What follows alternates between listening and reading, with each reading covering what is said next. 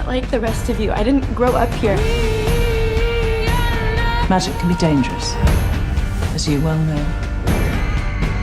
Someone's been lying to her. The history of this place is a lot darker than they want us to know. What you need are answers. Be careful who you trust. There's a war on the horizon. This is what we've been training for. We can help our friend.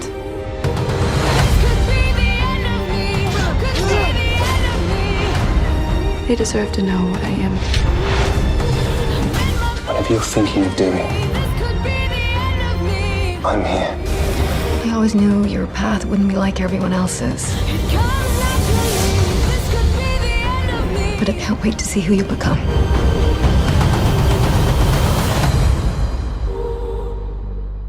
I was kind of bummed I didn't see a single pair of wings.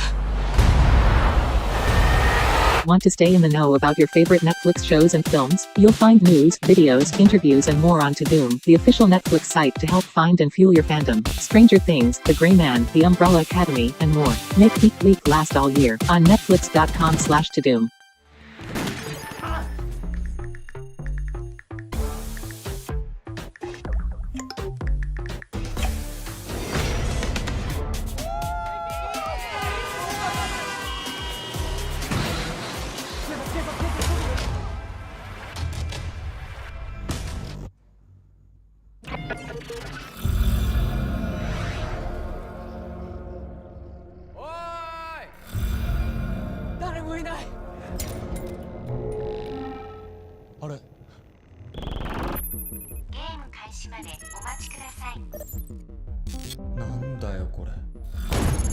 ボーダーラインを越えたらもう出られない。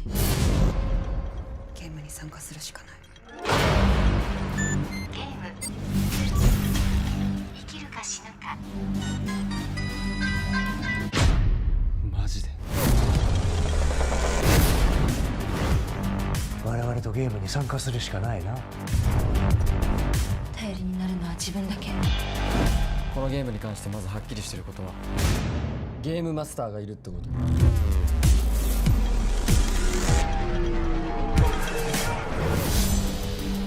お楽しみはこれからだろ。俺がこのゲームの主催者ならこのゲーム10秒。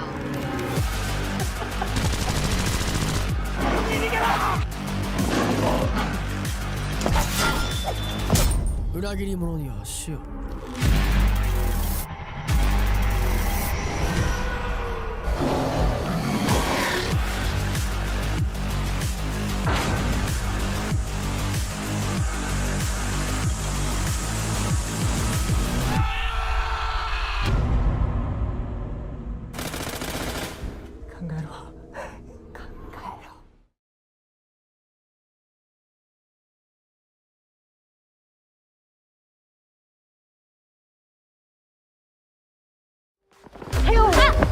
가위바위보!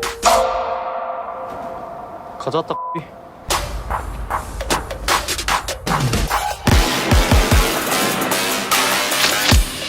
바이러스란 살아남고자 하는 본능은 지능을 뛰어넘고 우리는 바이러스와의 싸움에서 단 한 번도 이긴 적이 없어. 그럼 교과서가 틀린 거예요? 틀렸어. 야!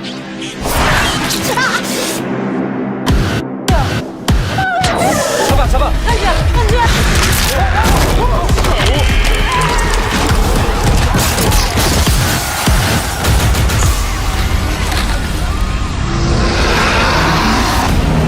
아니 뭔데 무슨 일인데? 부산행이다. 좀비가 왜 학교에 나와? 영화에 나와야지.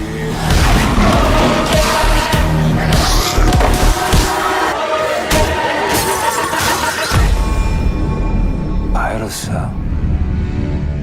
감염된 인간은 극한의 공포심을 느낀 후에 오직 살기 위해 상대를 공격한다. 인간으로 죽느니 괴물이 돼서라도 살아남으라고.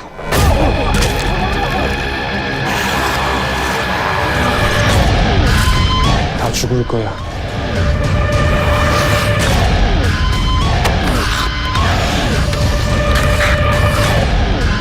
희망 같은 거 갖지 마요.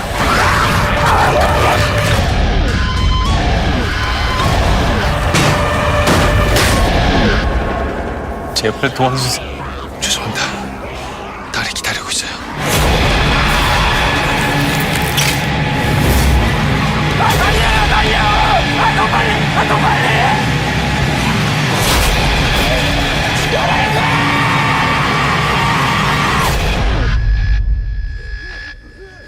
손 놓지 마. 놓치지도 말고.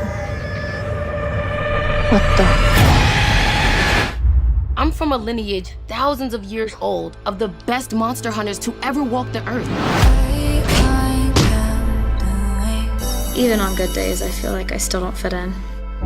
Like everyone else has it all figured out. Oh yeah, that. I haven't told anyone, of course. You are a legacy vampire. Made vampires would love to see their reflection in a mirror. We're hunters. More importantly, you're my daughter. Which is why we've decided you're ready for your first kill. Here's to killing monsters. Your body is changing. Yeah, my body. But very soon, you are going to have to make your first kill. Hi. It's Juliet, right? Yeah, you're Calliope? Well, Cal's good. Who are you, Calliope? Where'd you come from? Addicted to loving you. How does it feel? You're nothing like the monsters I grew up hating. I just want to live my life. You can't be together. It won't work. I've forbidden you from seeing her. We're not supposed to be. I know my feelings for you are real. Juliet and every legacy in Savannah dies tonight. Run now! I'll kill for you.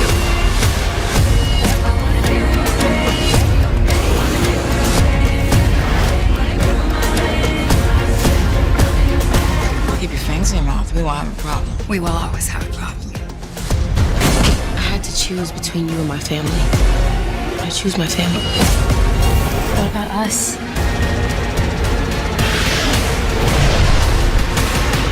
Faced everyone, monster and human, who tried to come between us. We got this. I'll kill for you. Pogo, get off the couch. Wanna go for a walk? Hey, buddy, come on, fetch. Pogo. What's this? Come to Papa. Pogo. We all want to watch Geek Week. Netflix Geeked Week 2022, June 6th to 10. We have our first sneak peek for Geek Week. We brought everyone. Never should have done that. Did you just arrive? For that store? I did. And tell us your name. Leif. Leif Erikson. Where are you from? Greenland. I'm Harald Sigurdsson. Why are you in Kattegat? I've come to find someone. The entire north is threatened. By the English king. Then I want to see if this fight is mine. And what have you decided? Vikings are preparing for an invasion. What do you intend to do? Fight. What do you see in this Greenlander? Maybe his courage. Courage is not rare here. His is. You're a long way from home, Freydis. I am on a mission to learn my destiny. Train her. Let's go again.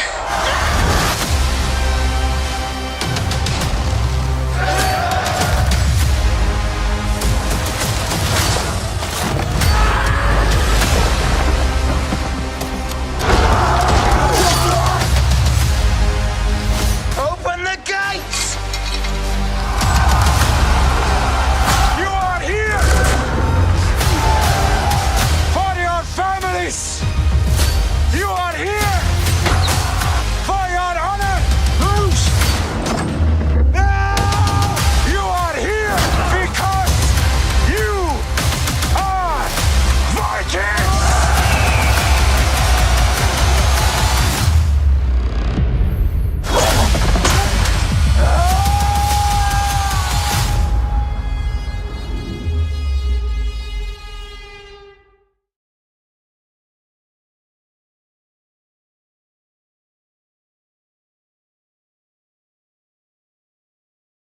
Want to stay in the know about your favorite Netflix shows and films? You'll find news, videos, interviews and more on Doom, the official Netflix site to help find and fuel your fandom. Stranger Things, The Gray Man, The Umbrella Academy, and more. Make Geek Week last all year on netflix.com/Doom.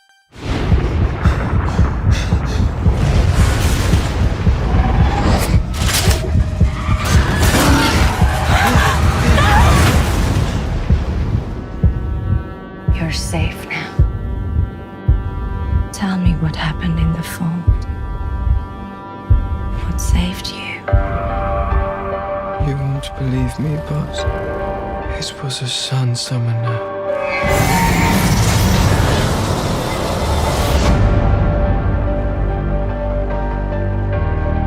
Is this true? Can you summon light?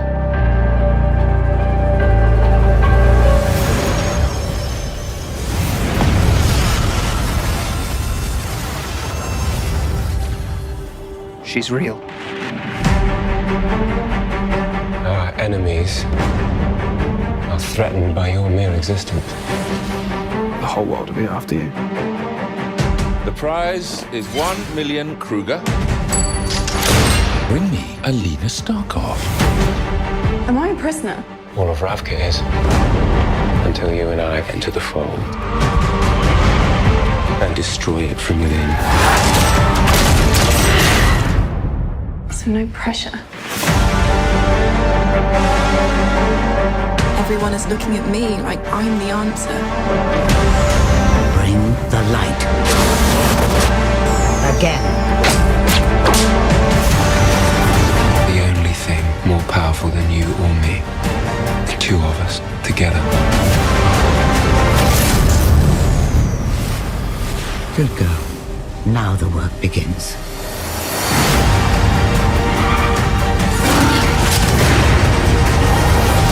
If it goes wrong, I'll find my way back to you. How many bullets do you have? Not enough. She'll realize she has only one equal. There are no others like us, and there never will be. You have no idea how much larger a role you have to play.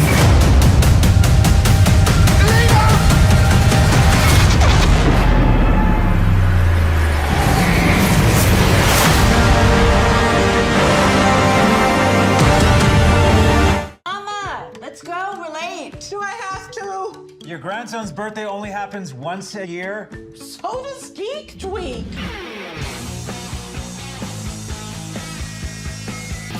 Stranger Things panel starts in 15. Sorry, it's Geeked Week. Netflix Geeked Week 2022, June 6th to 10th.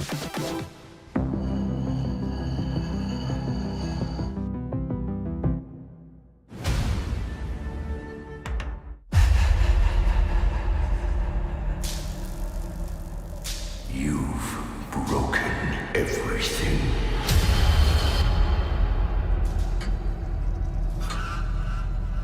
Your suffering is almost at an end.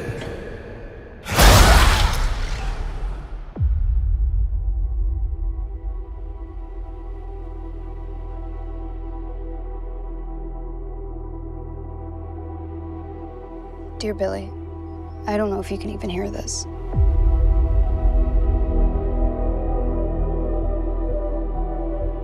Ever since you left, everything's been a total disaster.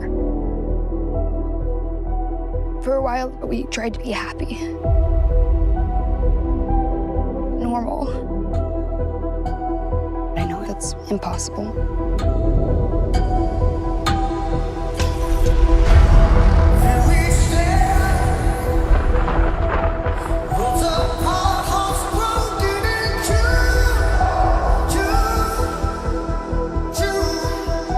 Located you guys far from Hawkins because I thought you'd be safe.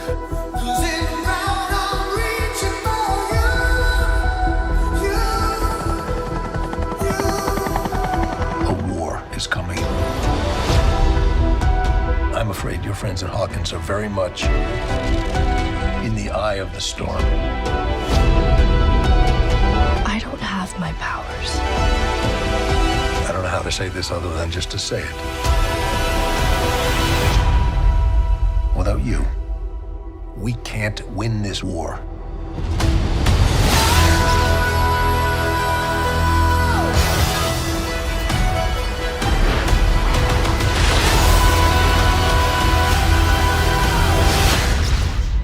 See you on the other side. On the other side.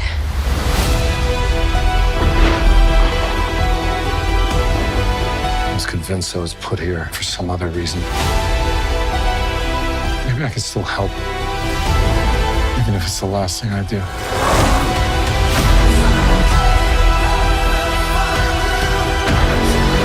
People say Hawkins is cursed. They're not way off.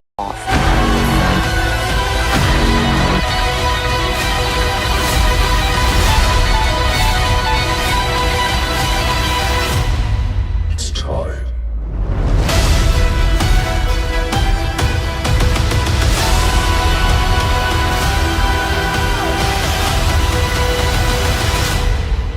You have lost.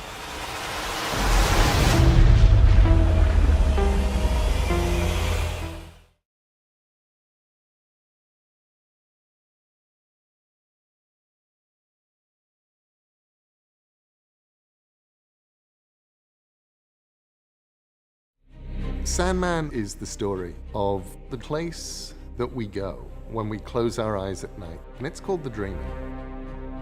And the dreaming is ruled by Morpheus. For 32 years, anybody who read Sandman, read the comics, that world is ending. I'm here at Shepperton Studios, and I'm getting to see what happens when you bring dreams to life. I'm someone who is an obsessive Sandman fan. It's an awesome responsibility because it's something that is so beloved. I read the Sandman graphic novels, so I knew that I simply had to be involved in this project because something truly unique was going to happen. The sets are vast. Great amount of detail and care has been put into how it's being brought to life. Holy shit. This is amazing. We're in the Undercroft. Our art department, our set decorators, our production designers, they are wizards. They are absolute magicians. And to see what they've conjured here, it's like walking around inside your own dream.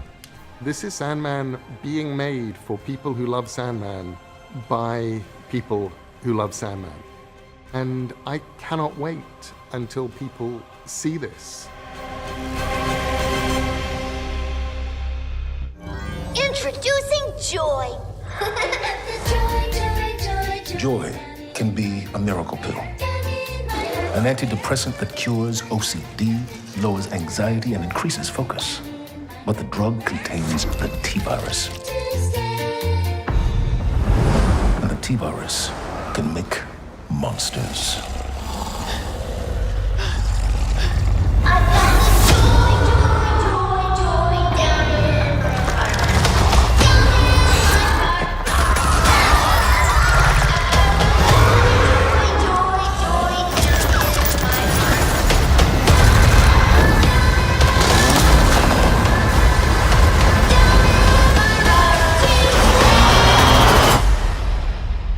So we know what goes on the warning label, right? Try and stay very still. Guess what? Geek Week is back. So we're calling all geeks, the geek adjacent, the geek curious, basically anyone who loves to geek out. Wow, okay, there's a lot of us. Love it. It's time to admit that geeks are f***ing great. Right back at you, sunshine. We are the hyper-passionate, the super curious, the ones willing to dive into the unknown. or get scared shitless by it. Either way works. Welcome to worlds that give us those edge of your couch, spill your beer, piss your pants moments. And also give us this dude. This does not sound like me at all. And some crazy shit like this. Oh, right. And Sandman's coming. Trust me. I'm the king of dreams, ruler of the nightmare realm. It is out of this world, I'm telling you! Being a geek is about to pay off. Welcome to a week where we can all get geeked. Welcome to our world. People love a grand reveal.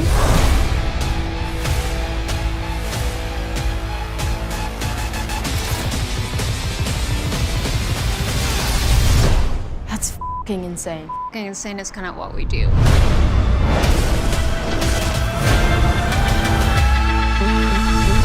Netflix Geeked Week 2022, June 6th to 10th.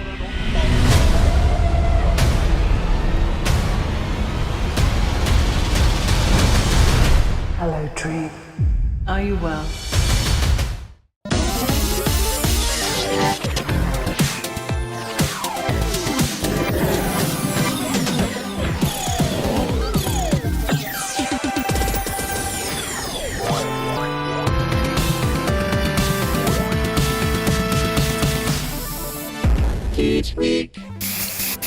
Welcome to Geek Week! Netflix Geeked Week 2022 is all about getting you the latest news, trailers, and all kinds of first looks for your favorite Netflix shows, films, games, and more.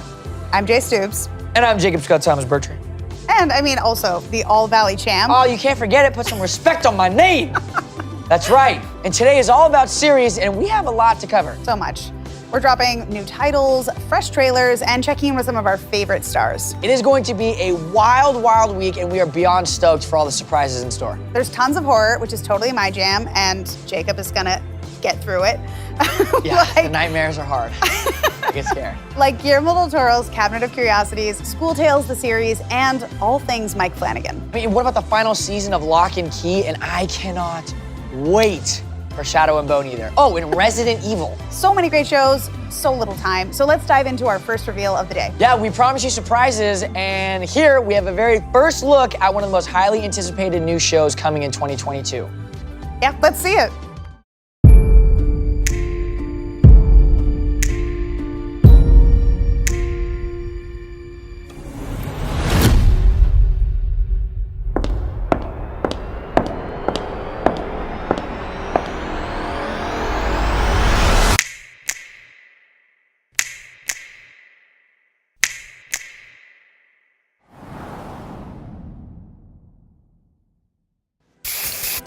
That's all we get? Oh my goodness, I want more. Yeah, I know, that was barely anything, but it was still so much. Oh I my know. God. The snaps, I'm gonna be hearing that when I wake up in the morning. Like, oh. That was our first look at Wednesday, the new Netflix series bringing to life the twisted world of the Addams family in a whole new way. Yeah, I mean, who doesn't love Wednesday? She is a style icon, I gotta say. Yeah, I mean, I know I personally try to emulate her style every single day.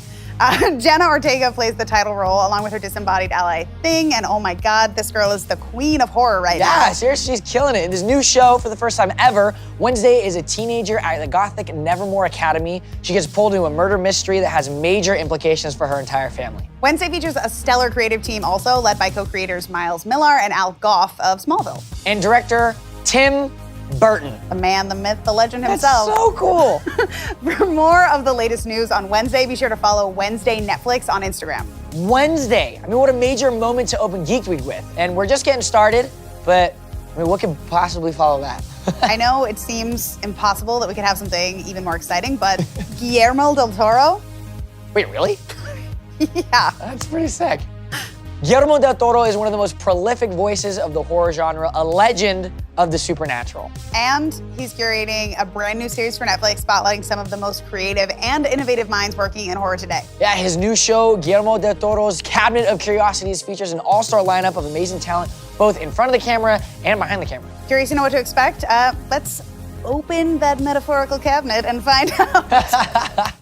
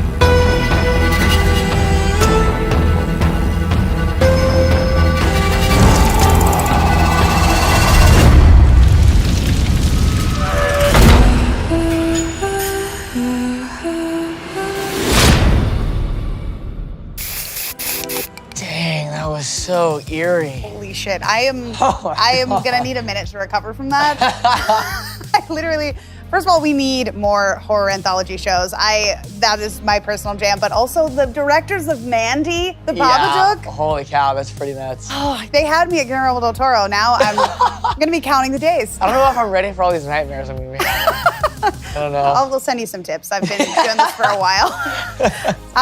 Panos Cosmatos, Jennifer Kent, Catherine Hardwicke. Del Toro has entrusted some of top shelf horror directors with their own interpretations of some of his personal favorite horror stories. I can't imagine anything better than this. Yeah, it's insane. I mean, they're joined by a talented, star-studded cast to bring all these stories to life. I mean, Ben Barnes, Rupert Grint, Sophia Botella. Not to mention Andrew Lincoln, Crispin Glover, and Essie Davis, all in one anthology series. Is this allowed? It's literally too good. I'm gonna have a panic attack. It's so cool to see Del Toro's creepy, beautiful brand of horror continuing to take over Netflix. Okay, speaking of creepy, you want to hear a scary story? It's like 9 a.m. Isn't it a little early? Just trying to push you into a little. Come on, let me teach you the ways of the horror fans. All right, listen, God. It's close to midnight somewhere. Shout out to Tokyo. It's the perfect time to talk about The Midnight Club, which is Mike Flanagan's newest horror show. Oh, yeah, you mean Mike Flanagan, the creator of The Haunting of Hill House and Midnight Mass. That Mike Flanagan.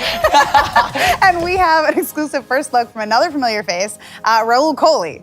Oh, let's check it out. All right, everyone. I'm Rahul Kohli, and you may have seen me in some shows like Midnight Mass and The Haunting of Bly Manor. But the thing I probably get recognized for the most is probably last year's host of Geeked Week. But unfortunately, I can't be there with you guys this year because I'm currently filming a new show with my good pal, Mr. Mike Flanagan. We are currently in production for the Fall of the House of Usher for Netflix. I can't really give you any details and it's not ready. But I do have something else that I could tease from Mr. Flanagan. So picture this, okay? A group of teens gather around nightly to share ghostly horror stories in like a shape-shifting mansion with a kind of like bloody history, right? I probably didn't sell it that well, but what I can do is now give you the first look at the Midnight Club from the master horror himself, Mr. Mike Flanagan.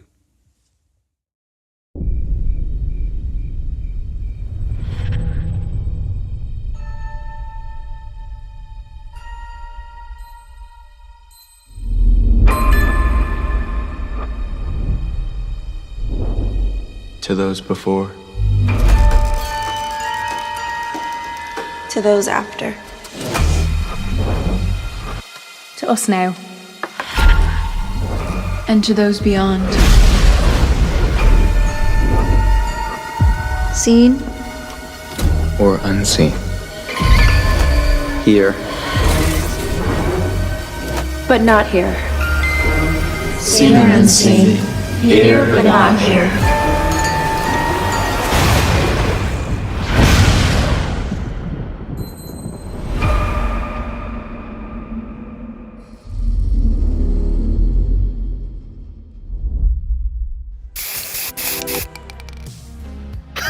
Your face, Jacob. Whoa, I'm like, I can't tell if like the kids are evil or if the house is evil. I don't know what's going on.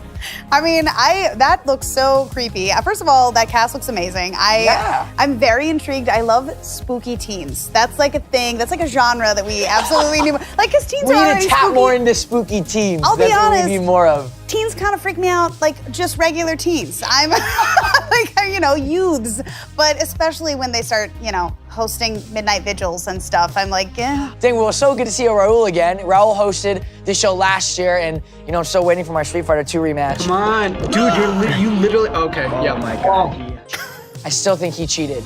I think they had some backstage stuff going on. I believe in you. I'm rooting for you. Come on, let's go. The new cast of that teaser looked killer, maybe even literally. I really hope not. Mike Flanagan always puts together an exceptional cast. The Midnight Club reunites him with some of his most frequent acting collaborators, which include Samantha Sloyan, Zach Gilford, Onara Simone. Plus, Igby Rigney, Matt Bedell, and of course, Raul Coley. It also stars some new Flanagan faces like Iman Benson, Ruth Codd, and Aya Furukawa. Also, Adia, Sarian Subkota, and William Chris Sumter as the titular Midnight Club. Based off the novel of the same name by Christopher Pike, Mike Flanagan's The Midnight Club is coming to Netflix soon. Speaking of scary stories, this next one is chilling, and I am already afraid. Do you need to take some deep breaths? Horror is your thing. Yeah, so. It really gets me. It knows how to make me scared. Coming from Thailand, School Tales is an 8-episode horror series inspired by 8 horrifying comic stories. During the day, the school belongs to the students, but at night, it's unfortunately a different story. Isn't that always the case? Today, we have 3 first look clips from 3 different episodes. Let's take a look at the first one from the episode titled A Walk in School, which already is scary to me. Oh, God. วันนี้นะครับผมจะพาทุกคนเนี่ยมาทำภารกิจพิสูจน์ความเชื่อโบราณเก่าๆที่ว่าผีเนี่ยมีอยู่จริงและทุกโรงเรียนเนี่ยล้วนมีผีที่แรกนะครับที่ผมจะพาพิสูจน์ก็คือชมรมนาฏศิลป์วันนี้นะครับผมมีเพื่อนผมไอ้ตั้มเนี่ยเป็นคนที่ยังเชื่อเรื่องราวเก่าๆทั้งที่มีทฤษฎีวิทยาศาสตร์เนี่ยมาหักล้างเรื่องความเชื่อเก่าๆเหล่านั้นหมดแล้ววันนี้ผมบอยและตั้มจะพาทุกคนไปพิสูจน์เรื่องราวเก่าๆเหล่านั้นว่ามันไม่มีอยู่จริงพร้อมไหมตั้มไปพร้อมแล้ว I don't know. I'm with Tum. I feel so bad for Tum. I identify with Tum. I gotta say, as a lover of horror, I'm not spending any nights in a supposedly haunted school. Gosh, and the title is so misleading. A walk-in school. That felt like a safe space. I feel like it's a Roald Dahl book, but I'm getting murdered at the end of it. What the heck? I mean, you know, that's... In a walk-in school, 2 students announced that they will host a live broadcast to expose that all the frightening tales are just lies. Which, why? But their quest pushes the boys deeper and deeper into the unknown, and each door they open leads them further into the abyss of hell. Poor Tum. Man, wow, that is not ambiguous at all. That's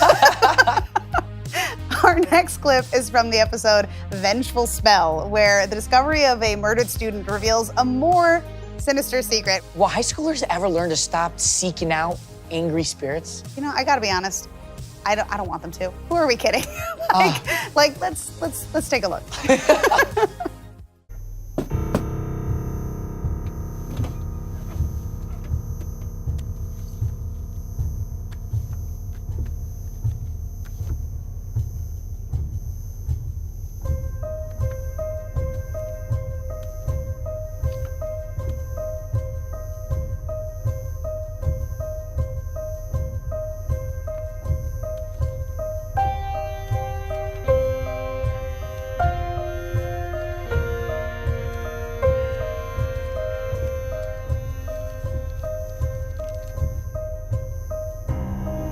ถ้าจะสาปแช่งใครเขียนชื่อมันไว้ที่เท้าแล้วท่องมนต์เหยียบธรณีนี้โอมจักขะจักคาวินาศวรนังจักคะนะมะพะทะอุอุ That took such a weird turn. I was not expecting that. I gotta say, I cut somebody off in traffic the other day, and curses really freak me out, man. You never know. Oh my gosh. Is it that easy, do you think? I mean, You write something on your foot? I guess. I mean, I don't know what I would say in English. I curse you? I think you just gotta believe it. I mean, you know, if you mean it hard enough. Yeah, I guess. Well, I mean, the last clip we have today is from an episode called Lunch. Oh, good. Yeah, actually, I am kind of hungry, so perfect timing. Yeah, I don't think you're gonna want to eat after you learn the secret ingredient Aunt Jong is using to make her rice and curry so delicious. So let's see, maybe we'll be hungry, who knows? Let's do this. หนูเข้ามาในร้านป้าทำไมอะลูกออกไปเถอะป้าคืออย่างนี้ผมจะมาไลฟ์สดพิสูจน์ความอร่อยของป้าไงครับแป๊บเดียวเองป้าขอดูหน่อยได้ไหมว่าในหม้อเนี่ยมีอะไรอยู่หนูอย่านะอย่าทำแบบนี้นะออกไปเถอะลูกโหพิรุธหนักนะเนี่ยป้านี่ครับทุกคนนี่ทุกคนดูฮะพิรุธหนักนะเนี่ยป้าแปลว่าในหม้อเนี่ยต้องมีอะไรไม่งั้นไม่ห่วงขนาดนี้หรอกหลบไปป้า ลบเฮ้ยอย่านะโอ้ยกระดูกอะไรวะเนี่ย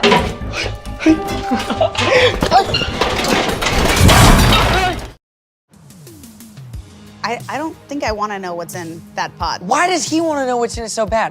He's being a little rude. Okay, here's to the ma'am. Here's what I'm picking up from this is that you can never trust a live streamer because this seems to be a reoccurring trend.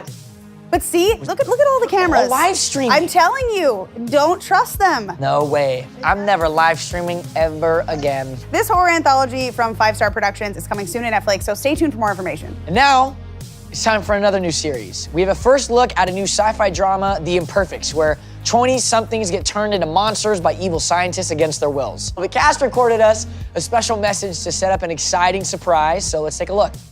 Hello everyone! Hey guys! Hello everyone! Hi, my name is Rihanna Jagpal and I play Abby Singh. I play Dr. Sydney Burke. I play Tilda. And I play Juan Ruiz at the upcoming Netflix series, The Imperfects. Some things I have in common with Tilda. Singing is also my medicine. However, I'm more of a shower singer than Tilda. Abby is a brilliant scientist, and I think that her and I are very similar in the sense that there is nothing that can get in the way of us helping the people that we love. I relate to Sydney in the perfectionist kind of way, where everything has its place and is neat and is organized. Yeah, she's pretty meticulous, and I think so am I. Just ask my husband. What do I relate to with Juan? Well, we're both very talented drawers. We're both very extremely handsome. He's from Mexico, yo también soy de Mexico, and we both have a very, very terrifying monster inside us that we can't control. Well, that's too much information. Anyways. Fans can expect a lot from this show. There's so many surprises and twists and turns. Every episode opens with a bang. It has suspense, it has monsters, it has evil scientists. Unexpected love interests. Some good old-fashioned sexual tension. I'm very, very excited for people to see this show. It's a whole fun, fantastic world where you just kind of get to lose yourself and have a good time. Season 1 of The Imperfects. Don't miss it. You're gonna love it. Do you remember Dr. Sarkov? He experimented on all of us without our permission. You, me, Tilda. We all had adverse reactions. We're not even human anymore? Technically, no. Well, that's fucking great.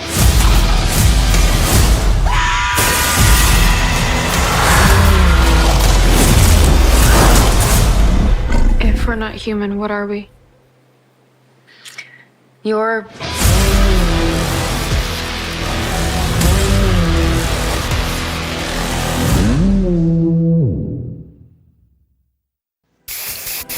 That looks frickin' sick. Yeah, that's definitely got my interest peaked. Yeah, the shot of the werewolf thing with the spike, Yeah. that's freaking awesome. Plus, I mean, I love a story about suppressing a monster in your 20s. I feel like that's that's widely relatable. Yeah, I'm excited. Iñaki, man, that guy's killing it.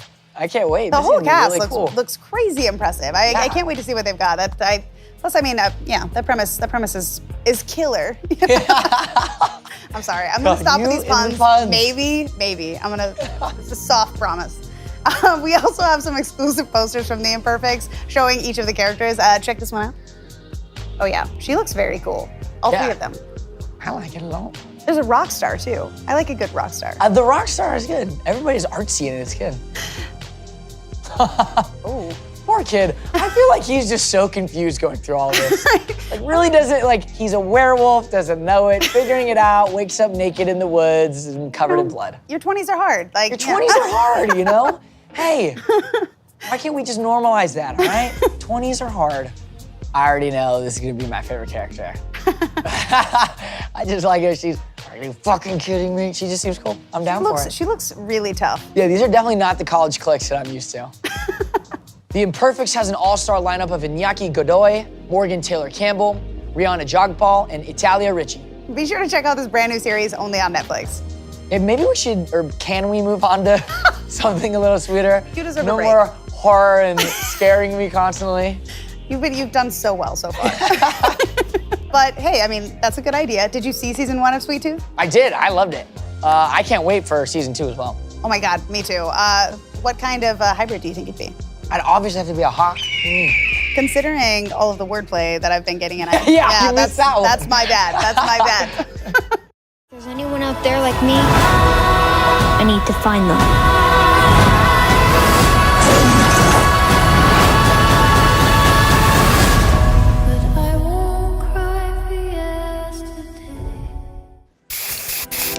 So wholesome. Man, that kid really is the cutest. He's so adorable. Well, season 2 of Sweet Tooth was announced in 2021, and the cast has been hard at work bringing to life all the latest adventures of Gus, Jeff, and Bear. Mentioned you're really excited about season 2, and lucky for you, we actually have a very special update from the cast who's shooting in New Zealand. This is a story of a very special group of people who found themselves at the end of filming season 2 of Sweet Tooth. Everybody, that is a wrap on season 2.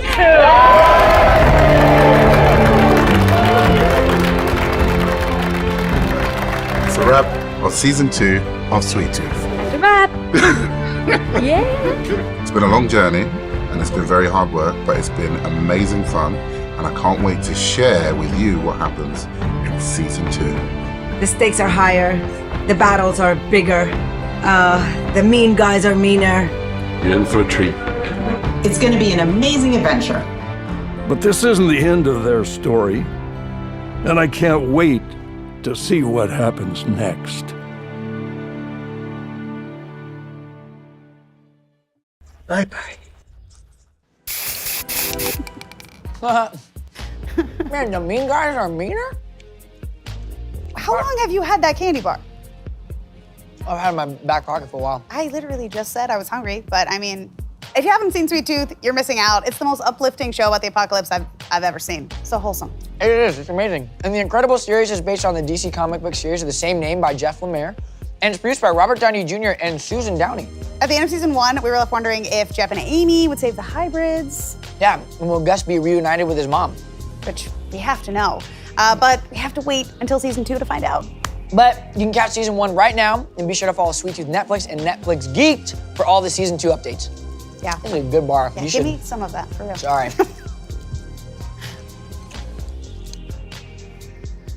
So, look what I just found in my pocket. Whoa. What is that mysterious object conveniently placed in your pocket? I know, some kind of key. Whatever you think you understand about those keys, you don't.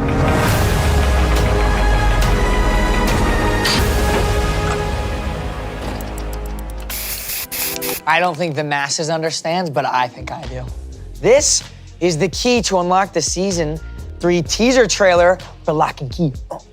Oh my God, are you serious? Yeah, it's gonna work. Absolutely. It's the third and final season. I believe that this is exactly how you do it, actually. Yeah, no, it's gonna work. Nothing makes more sense than this. If I do it a million times, it's gonna play the teaser. Just keep going.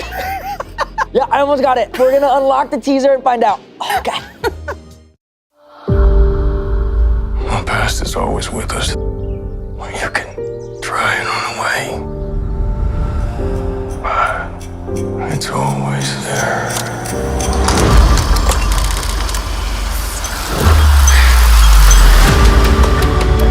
We've been tangled up in this for years. Who the hell are you?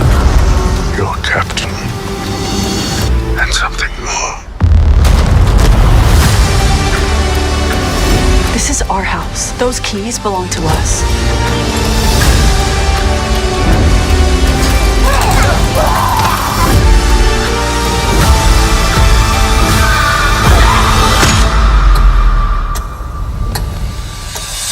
Boo.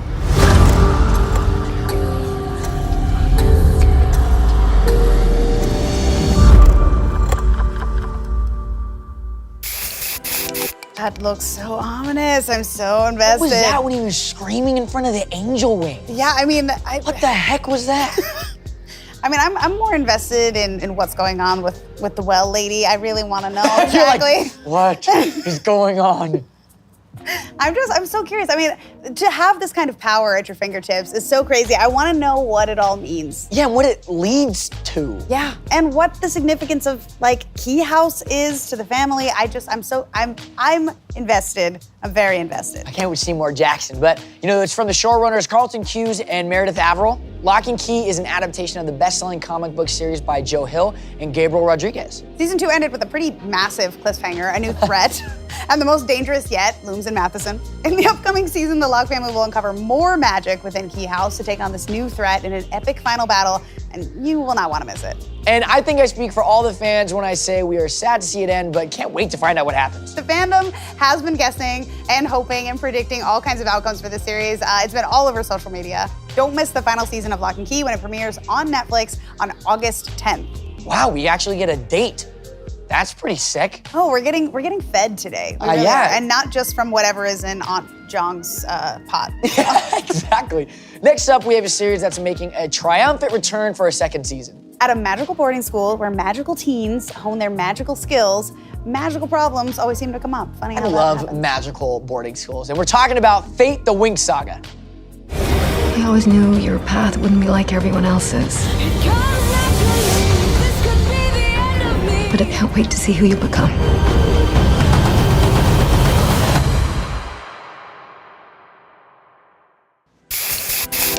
Pretty cool. Fire eyes, it's getting me. Inspired by the beloved animated show, Fate the Winx Saga follows Bloom, a fairy with fire powers, which is kind of arguably the best kind of powers. I was gonna say, it's pretty sick. Yeah, when she enrolls in a magical boarding school at Althea. Yeah, with the help of her new fairy friends, Stella, Aisha, Tara, and Musa, Season 1 sees Bloom learning more about her past while the team faces off against terrifying threats of the Burned Ones. For somebody with fire powers, How do you, I was like, wait, dramatic. this might not be the best thing ever. Now that she's... Am I the problem? Am I the trouble? She's fighting burned people. Seems like they already got the fire on them. I feel like she's maybe, how do you overcome that? Maybe she could get like a buddy with some water powers and they can like steam them. Ice. Like hot steam maybe. Fire out is just steam them to death. And we've got a fan favorite that's finally joining the cast of Fate the Winx Saga in Season 2, Flora, played by Paulina Chavez. Yeah, Fate fans, you're in luck because we're able to reveal the first look at the Earth Fairy Flora in the Season 2 clip. Held her en route? I'm pretty sure he's tried it. Can you remember what the bites on Devon's body looked like? Multiple incisions, a pattern? Might narrow it down. It doesn't matter. This is a useless exercise. Dad already said he's not going to let you help. Well, I'm very convincing. More so than Rosalind? Because she was very clear no students were allowed near Devon. Dad won't do anything she doesn't approve of, pathetic as that is. You need to lay off him. And you need to get back to the school grounds. It's dangerous out there. I'll be done when I'm done.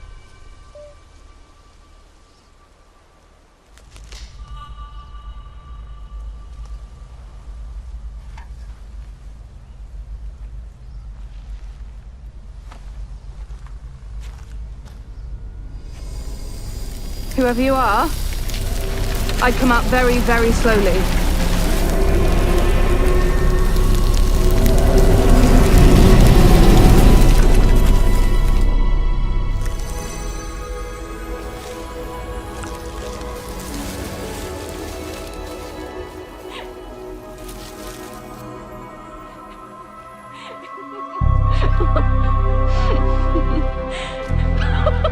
Flora! Miss me?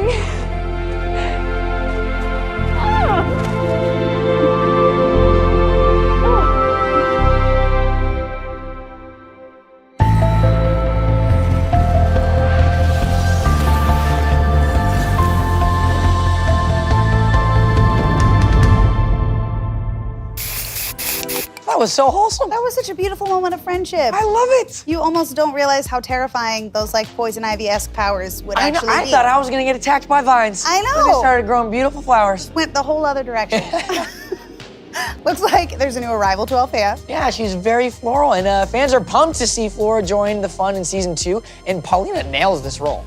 Flora will join Bloom, Stella, Aisha, Tara, and Musa in Season 2 as they fight to save Althea from a new evil threat that threatens the inhabitants. Why can't they just catch a break, man? I know, why can't they just hang out, burn some stuff. Give each other hugs. Make it grow back with the Earth fairies. Between the burnings. Yeah, in between, you don't have to wait too long to find out what happens next. We have exciting news that season 2 is coming to Netflix in fall 2022. That's really soon. It's gonna be hard to prioritize the watch order of these shows. Everything is coming out so quickly. I'm really excited about. This one's gonna be your #1 priority. I Come know. Come on, give it Warrior to me. Nun fans, we've Yeah. seen you asking and asking and asking. I think Jacob's personally been harassing the Netflix team, asking for any tease of season 2. Fortunately, the wait is over.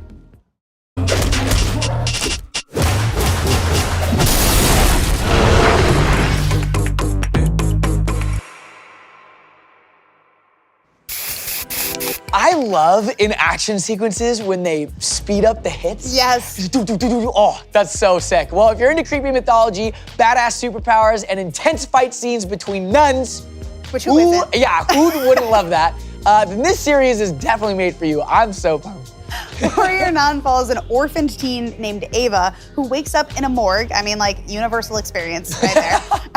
With a new lease on life and a divine artifact embedded in her back, and discovers she possesses superpowers as the chosen halo bearer for a secret sect of demon-hunting nuns. This is the best type of nun. I wonder where that secret sect practices and if I could go to them. I want to find like that section of Catholic history. Yes. That would be like, I want to know what codex they got this out yeah. of. We have a first look at season 2, so let's check it out.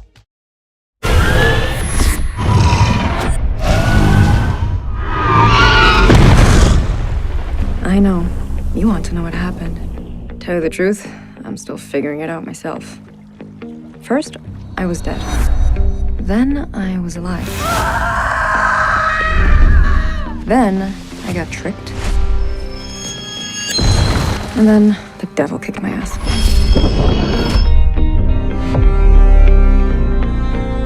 Still, there's 1,000 items left on my life to-do list. But you can't check them off if you're dead.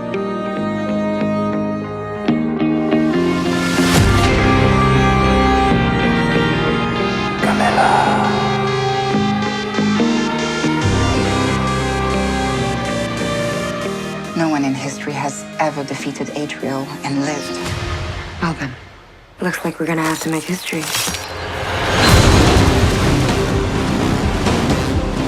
I told you that I would learn to swim.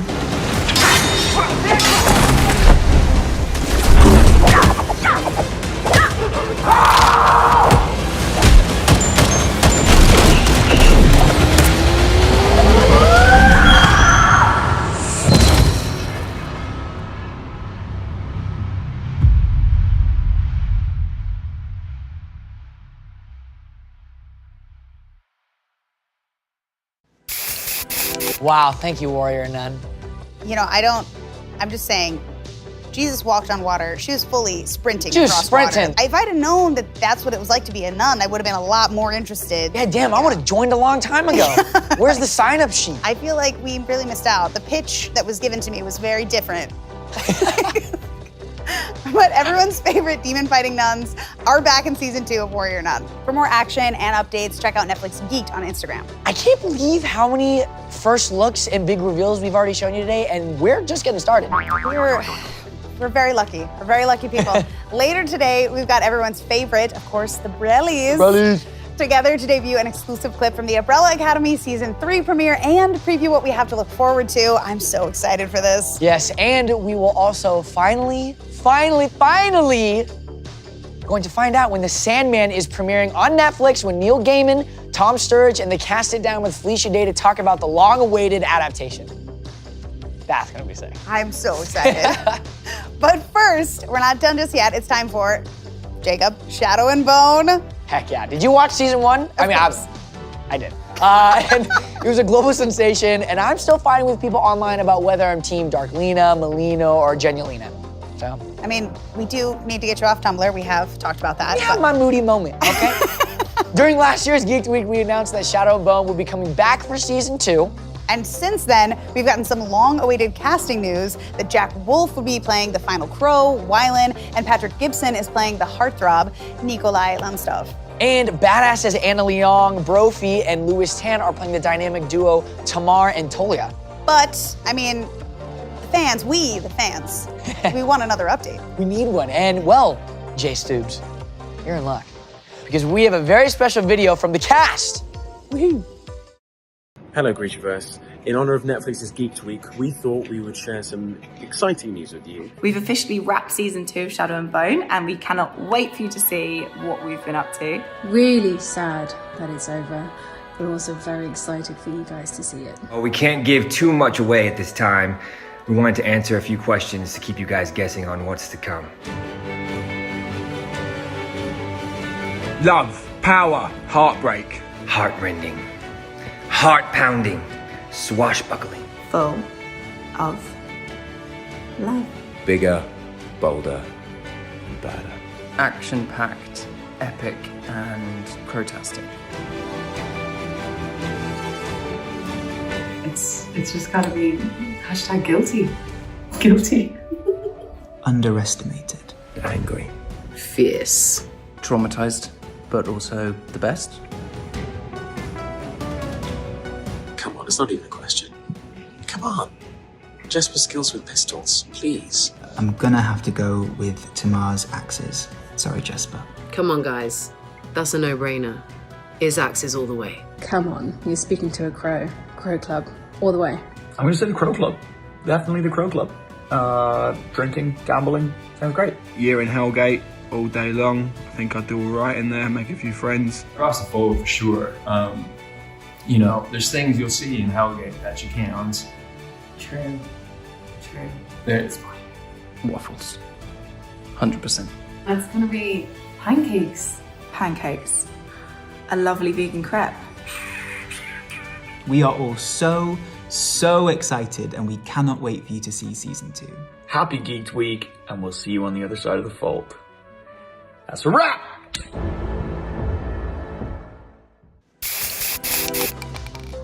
Did that. I just wish I had a British accent. Wow, I wish I was a part of them. It's so sweet. I like how it was like, cross the border, spend a year. And it's like, pancakes or waffles? I love it. Based on the hit novels by Lee Bardugo, Shadow and Bone has an all-star cast of Jessie May Lee, Ben Barnes, Archie Renault. As well as Freddie Carter, Amita Suman, and Kit Young. Kanej Polaroid when? I mean, be sure to follow Shadow and Bone on Instagram and Netflix Geeked for all the season 2 updates. Are you ready to introduce the next show yet? Do you need a breather? Because it's a big one. Yes, I've recovered from my Shadow and Bone fandom. I am more than excited to introduce the first look at season 4 of Manifest. Yes, and we were so stoked when Netflix announced Manifest will be coming back for its 4th and final season. Yeah, fans can't wait to find out what actually happened to the passengers on Flight 828. And we now have a special message from Josh Dallas, so take it away, Josh. Hey, it's Josh. We're working hard here filming the final season of Manifest. There is a 2-part final season coming soon to Netflix. But in the meantime, here's a clip coming your way.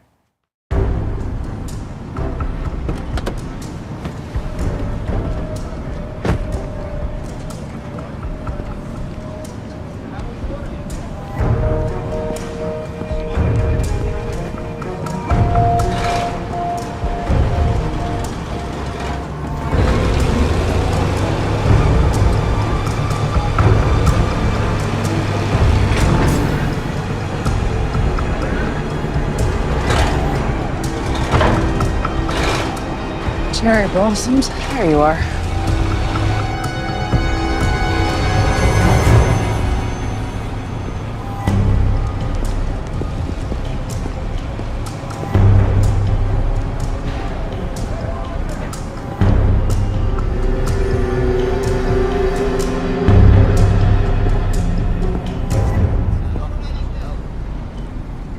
Yeah, I see.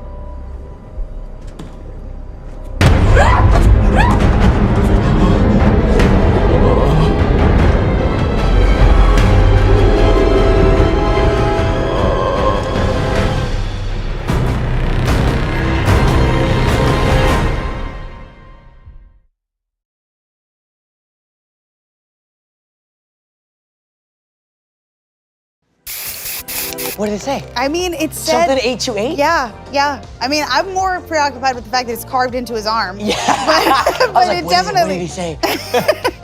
I mean, I don't know about you, but when I, do my investigating into, the docks, the last thing I expect is an arm to reach out at me in a shipping container.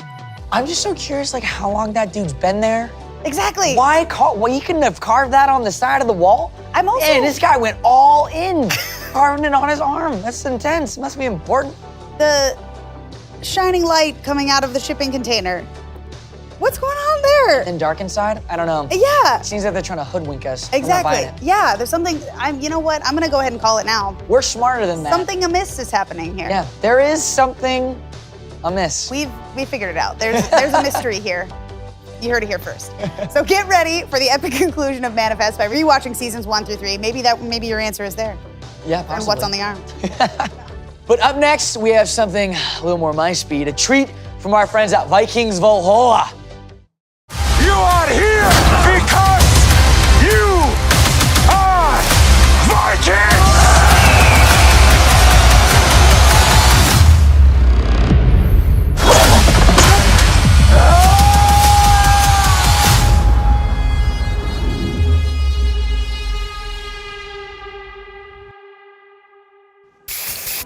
Oh yeah, that is badass. Wow. That's pretty sick. That was quite violent. But I like that. that. It was pretty badass. It's giving me Hawk flashbacks. I like it. I'm feeling invigorated. That is what it reminded me of. I wish Thank you. I wish my sides were shaved and I had my mohawk right now. The evolution of the original series Vikings was a massive hit when it dropped on Netflix earlier this year, and already a second season has been announced. While we can't show you what's in store for Leif, Freydis, and Harold in season 2 just yet, we do have a season 1 blooper reel to help tide you over. I love blooper reels. I'm so excited. Let's check out some of the laughs behind the making of Vikings Valhalla. Skål. Skål. Skål, Vikings. We heard that it was Geeked Week. Before we set off to battle towards our next season, We wanted to stop in and say thank you. Thank you so much. You helped us to become a top 10 series in 91 countries. Which my brain can't even comprehend. And we are so excited to be able to bring you, Not 1, but 2 more seasons of Vikings Valhalla. as a thank you, we wanted to share with you some top secret info about the next season. Firstly, there's not going to be any fighting. No axes, no swords, no arrows. We're done with that. Secondly, no more romance. They said it wasn't clicking. And finally, pagans and the Christians will become the greatest of friends and there will be peace everywhere. No, all jokes aside, a Viking wouldn't come to Geeked Week without a gift. So we offer up the greatest gift of all. A video of us making complete and utter fools of ourselves. Please enjoy, for the first time ever, a glorious reel of Vikings Valhalla bloopers.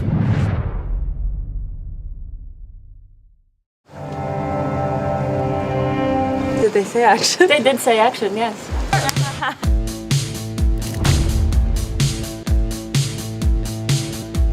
Come at me. Central Garden.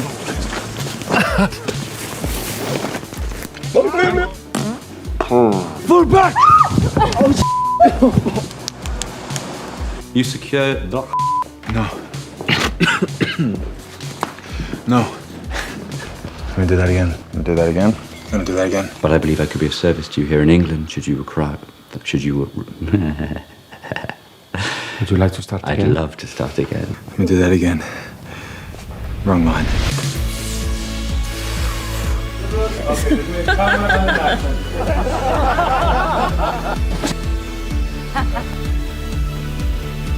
Is my hair okay like this? Okay, yeah. It is now. It is now.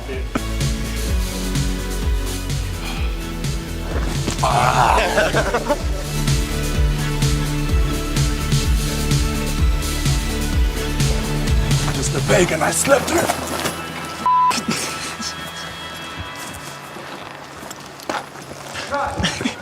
Clear, please.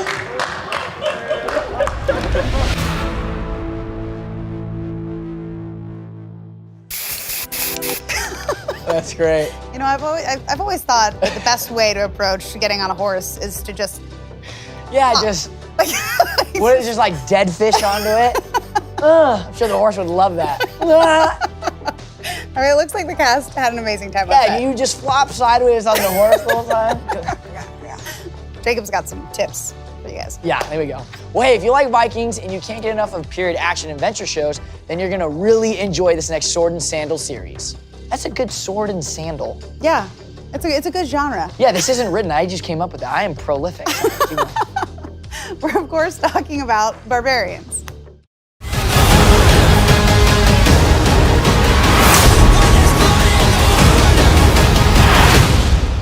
Nichts besteht für immer.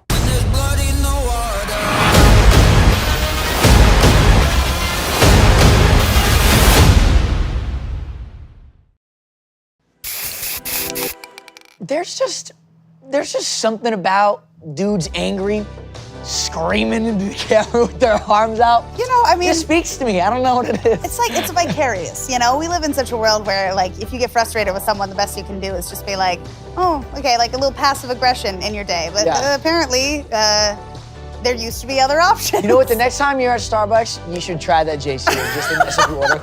Pull out my battle axe and start screaming. Yeah, exactly. Well, Barbarians is about a Roman officer torn between the mighty empire that raised him and his own tribal people, which leads to an epic historical clash. Season 1 ended with a massive battle of the Romans ambushing the Barbarians. And, I mean, what's gonna happen next? We have a sneak peek at Season 2.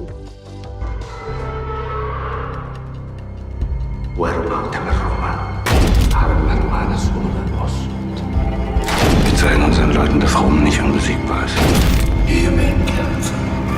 Wir vernichten alle Römer. Weil ich weiß, wie sie leben, werdet ihr wissen, wie man sie tötet. Ihr seid eine Armee der Toten!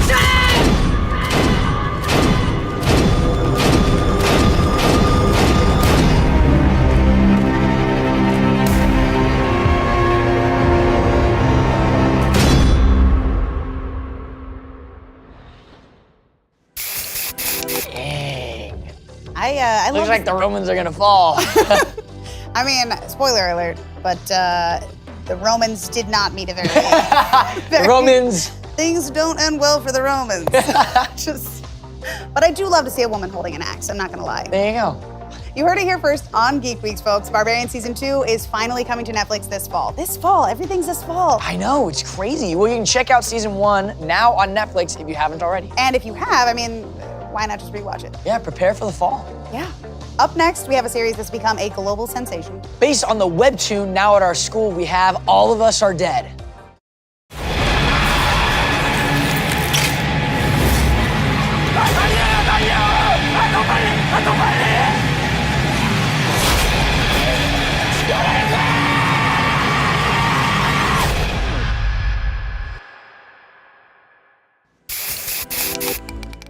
I love zombies.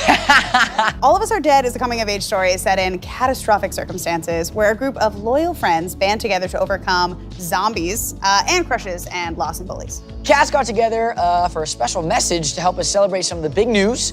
All of Us Are Dead is coming back for Season 2. 켜준 거 맞나? 잘 찍히나? 안녕하세요 여러분, 오랜만이에요. 지우학 시즌 1을 사랑해주신 전 세계 넷플릭스 팬 여러분 감사합니다. 다들 잘 지내고 계시죠? 저희도 잘 지내고 있어요. 그리고 다들 소식 들으셨죠? 지금 우리 학교는 시즌 2 제작이 확정되었습니다. 시즌 2도 많은 관심 부탁드립니다. 지금 우리 학교는 시즌 2에서는 과연 어떤 일들이 벌어질지. 저는 친구들이 기다리고 있어서 이만 가볼게요. 그럼 안녕.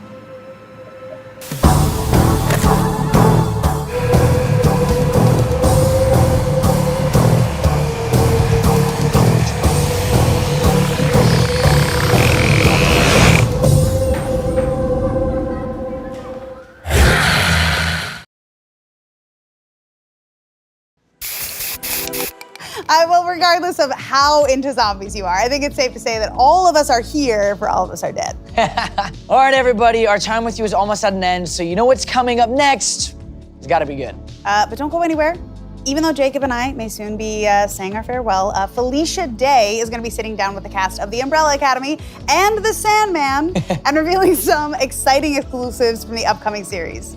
Meanwhile, our friends at Most got together with the cast of First Kill and put on a vampire ball. How do I get invited to that? I need to go to a vampire ball. Be a vampire. Kind of prerequisite. Missed the first requirement. Okay, and that's just day one of Geeked Week. We have 4 more days of big reveals, cast reunions, and Stranger Things. We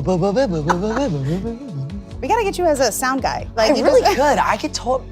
You're a one-man Foley artist. Come on, Netflix, hook it up. Okay, but we have promised some big news before we sign off. Yes, and for those of you who have been up in the Netflix Geeked comments demanding more news on Alice in Borderland, your time is now. Well, it's been 2 long years since Alice in Borderland first dropped on Netflix, and in the time since, it's ranked in the top 10 in over 70 countries twice. The second time after the release of the mega hit Squid Game. And the upcoming season is sure to be incredible. For those of you who are unfamiliar, let's take a look back at season 1. おかしくないか?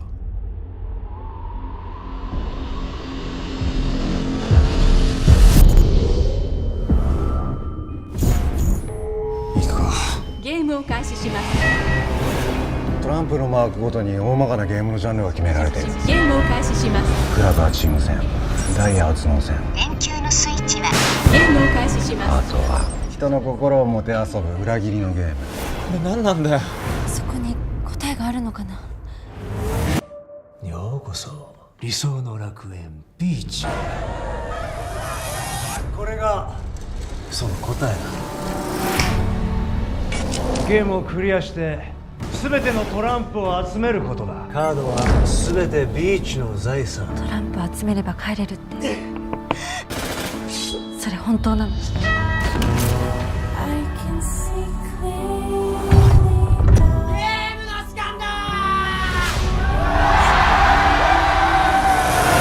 ゲームを開始します。必ず生き残った。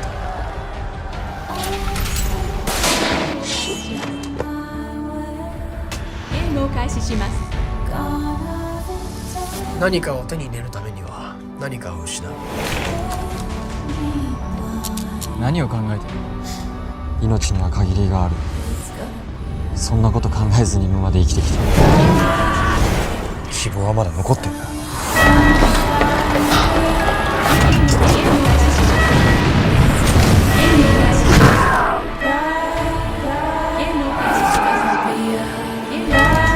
生きたい。俺たちはまだ生きてる。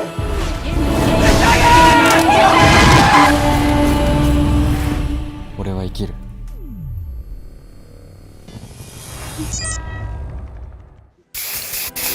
Oh my god, that looks so good. So intense. If you haven't watched it yet, Alice in Borderland is a Japanese sci-fi thriller about gamers who end up in a parallel world where they have to play for survival. And the upcoming season is sure to be incredible. Just take a look at these images of the stars Kento Yamazaki and Tao Tsuchiya. Oh no. I mean, they don't look thrilled. It's so dire. It's so dire. Kento Yamazaki as the video game obsessed Ryo Hayahiso. I feel like he's looking at the game master. Ooh, you think it's a big reveal here? And Tao Tsuchiya as the mountain climbing obsessed Yuzuha Usagi. This is a battle to get one final winner. That's the winner right there. If you love Squid Game, Kingdom, or Hellbound, you're sure to love Alice in Borderland. Hey, Jacob, by the way, are you a fan of One Piece? Come on now, come on, give it to me. I had a feeling. One Piece is one of the biggest manga. Okay. Yeah. He's been giving me some lessons. And anime of all time. I can't believe it has over 1,000 episodes. Yeah, it's pretty nuts. And Luffy's quest to be the Pirate King is coming to live action in the new Netflix series starring Iñaki Godoy, Emily Rudd, Makenyu, Jacob Romero Gibson, and Taz Skylar. The cast has been hard at work in South Africa, bringing the world of One Piece to life. And to get a sense of the show, we got an exclusive behind-the-scenes look at a truly massive set. So let's roll the clip. Hello everyone, I'm Iñaki Godoy and I play Luffy in One Piece. Hi, I'm Steve Maeda, I'm the showrunner of One Piece. And I'm Matt Owens, showrunner. And as you can see, we're here in South Africa bringing One Piece to life. We'd like to show you a sneak peek of some of our massive sets. As the biggest One Piece fan, it's been really exciting seeing some of my favorite places from the manga become a reality. Alright, enough talk. Roll the clip! Roll it! Oda's world is so unique. Seeing all of this stuff in person, being able to reach out and touch it has just been such an experience. Our crews down here in South Africa are incredible, and it's been so rewarding to see them taking Oda's world and bringing it to life. Because of the level of detail and attention that goes into all of these sets, they take a good amount of time. I mean, right now we're building Arlong's map room, and it's already been a couple of weeks, but it's a big build because it's a really important location. A lot of drama goes down in there. A lot of action goes down in there. So we have to get it just right. I love all the ships, but Baratier is massive. It is iconic. It is surrounded by floating docks, along with a bar inside the fish mouth, which is going to be Zoro's favorite spot in those episodes. At the end of it all, I'm most excited to just be able to share this world with old fans and new. We get to go to work every day and walk on these massive sets and see these characters come to life. It's a really special experience and a privilege, and we can't wait to share it with you.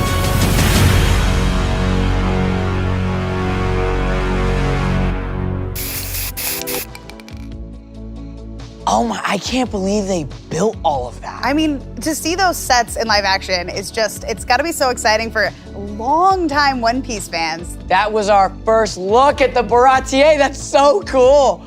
I mean, the attention to detail, everything we saw, it's so intricate, it's so incredible. Yeah, and we actually have some exciting casting news for One Piece. Choma Umwela will play Nojiko, Celeste Lutz will be Kaya, and Alexander Maniatis will be Klahadore. And we'll have Langley Kirkwood as Captain Morgan. Plus Craig Fairbrus as Chef Zeph, and Stephen Ward as Mihawk. You can't wait to hit the high seas. Be sure to follow One Piece Netflix and Netflix Geeked on Instagram and Twitter. But don't set sail just yet, because our next title is something you're not gonna wanna miss. Yeah, coming July 14th, Evil has evolved. That's right, we're talking about Resident Evil, the legendary franchise redefined for Netflix. Set 14 years after a deadly virus caused a global apocalypse, as that happens, Resident Evil sees Jade Wesker, the daughter of Albert Wesker, fighting for survival in a world overrun by the bloodthirsty infected. She's haunted by her past in New Raccoon City and her father's chilling connections to the Umbrella Corporation. But most importantly, what happened to her sister? Wait, what happened to her sister? Well, we'll see. Because right here at Geek Week, we're getting the very first trailer for Resident Evil. Ooh. They said the world would end in 2036. But they were wrong. The world ended a long time ago. Umbrella, a company besieged by scandal, is now trying to reinvent itself. The old Umbrella made mistakes. The things we're working on today, they're gonna change the world. Where it's safe and warm for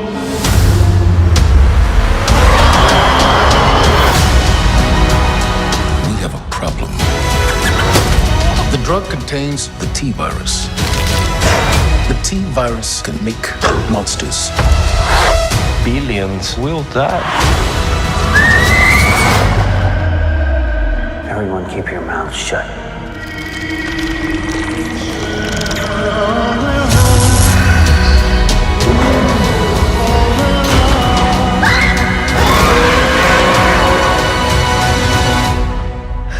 Fuck it.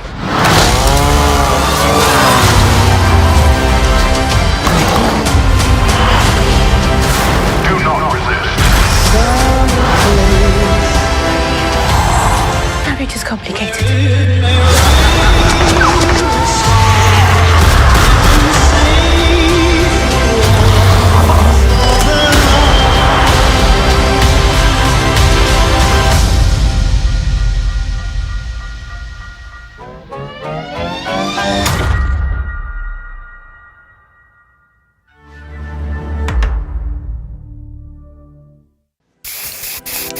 Oh my God.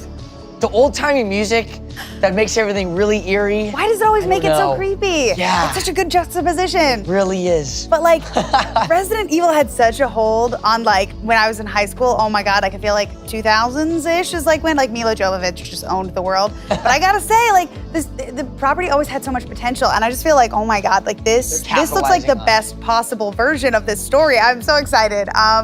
Lance Reddick leads the cast as Albert Wesker and is joined by Ella Balinska and Tamara Smart.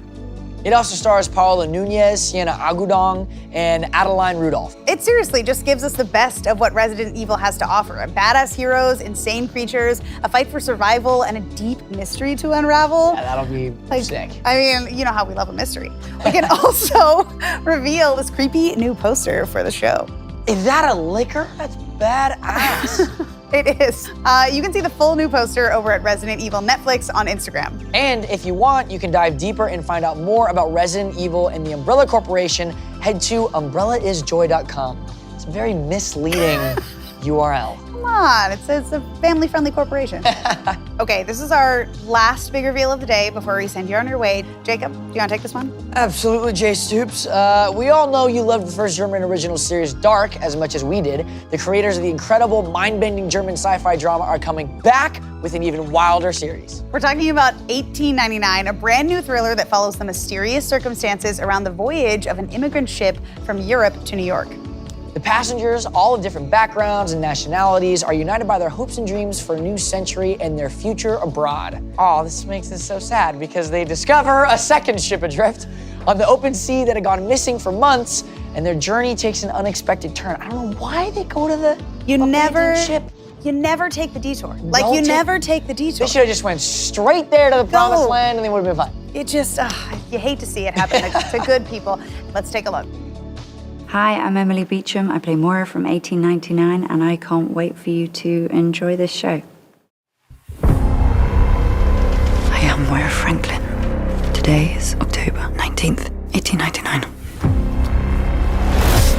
Why do you think they're all here? They're all running away from something. Why else would someone want to go somewhere different?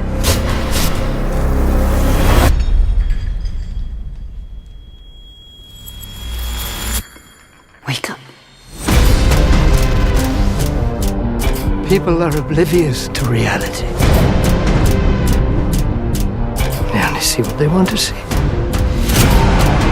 And all they have to do is shift their perspective to see the full scope of things.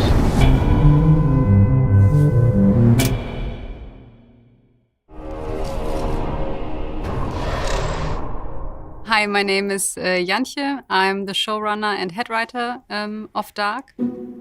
Of Dark.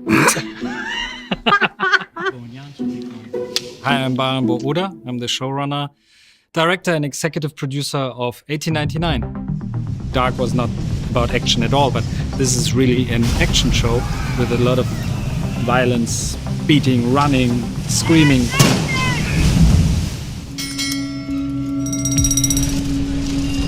Someone at Netflix told us about the volume technology. To be honest, after 3 seasons of Dark, we were a bit tired of doing it in a very traditional way. Netflix was super helpful from the beginning because they said this might be the future and could be really interesting for your project. How would you describe the volume to somebody who knows nothing about it? I tried to describe it to my son and I just said, It's like the biggest TV you'll ever see. And we just act in front of it. It looks real. It really looks real. And that, of course, it's a huge help for us. So we don't have to travel to the desert, nor to the North Pole, nor to the glaciers and stuff. You can change that within a minute. It would be a totally different experience if we're doing this on green screen. It just illuminates, like, literally everything. You see the whole landscape in front of you and the lighting, and so you're really looking at the sea. It's a lot of prep work. It is a lot of frustration at the beginning because it is literally a new way of filmmaking. We get to be pioneers. We get to work on things we have no idea about. I think it's going to be exciting to watch if the audience actually loves this new puzzle too, as they liked Dark, and if they will figure out what this show is actually really about.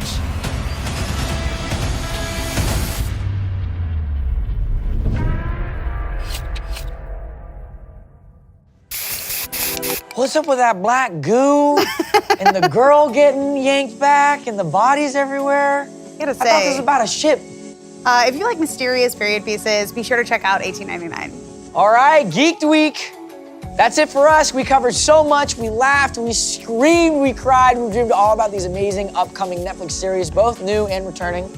But up next, we'll be chatting with the cast of The Sandman. Yes, The Sandman, and yes, you're finally finding out when it's coming. And Felicia Day sits down with the cast of The Umbrella Academy for an exclusive sneak peek at season 3. We haven't even begun to scratch the surface of all the incredible content to come. Yeah, stay right here on Geeked Week. Hello, fellow geeks. My name is Mason Alexander Park, and I play Desire in The Sandman, and here are 5 reasons why you should be excited to see the show. The first reason you should watch The Sandman is because I am in it! No, it's actually because the cast is pretty remarkable. They are an insane, sexy group of people. The second reason is the representation in this show is pretty outstanding. It is an iconically diverse group of people, and I couldn't be more proud of the representation that is in the Sandman universe.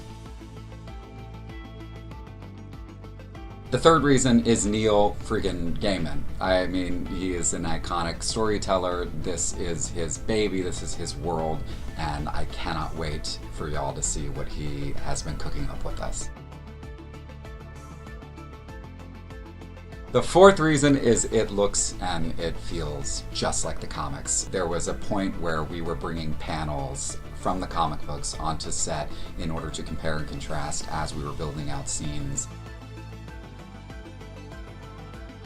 The fifth and final reason is the endless. I think we are the ultimate dysfunctional television family, and what better to watch? It is the comic book version of The Sopranos.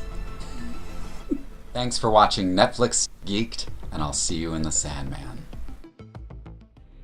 Sandman is the story of the place that we go when we close our eyes at night, and it's called the dreaming.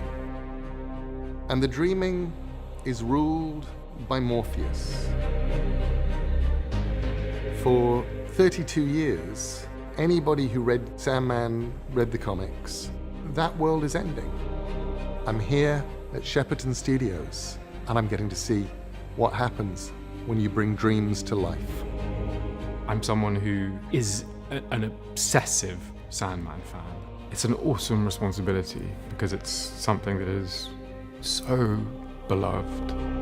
I read the Sandman graphic novels, so I knew that I simply had to be involved in this project because something truly unique was going to happen. The sets are vast. Great amount of detail and care has been put into how it's being brought to life. Holy shit. This is amazing. We're in the Undercroft. Our art department, our set decorators, our production designers, they are wizards. They are absolute magicians, and to see what they've conjured here, it's like walking around inside your own dream. This is Sandman being made for people who love Sandman by people who love Sandman. And I cannot wait until people see this.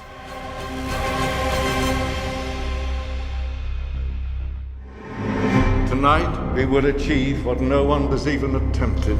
We will summon and imprison death. I give you a coin made from a stone. And I give you a feather pulled from an angel's wing. And I give you the blood from my vein. We summon you together!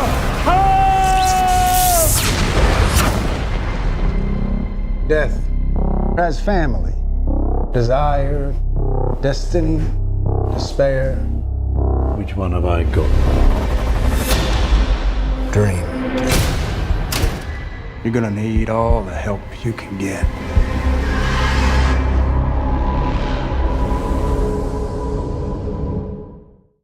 Want to stay in the know about your favorite Netflix shows and films? You'll find news, videos, interviews, and more on Tadoom, the official Netflix site to help find and fuel your fandom. Stranger Things, The Gray Man, The Umbrella Academy, and more. Make Geek Week last all year on netflix.com/Tadoom. Tonight, we will achieve what no one has even attempted. We will summon and imprison death. What's up, Geeked Week? I am Felicia Day, and I am so excited to be here for this very special Geeked Week panel where we will finally answer the long-awaited question, when is The Sandman coming to Netflix? Hey. Whoa. Together!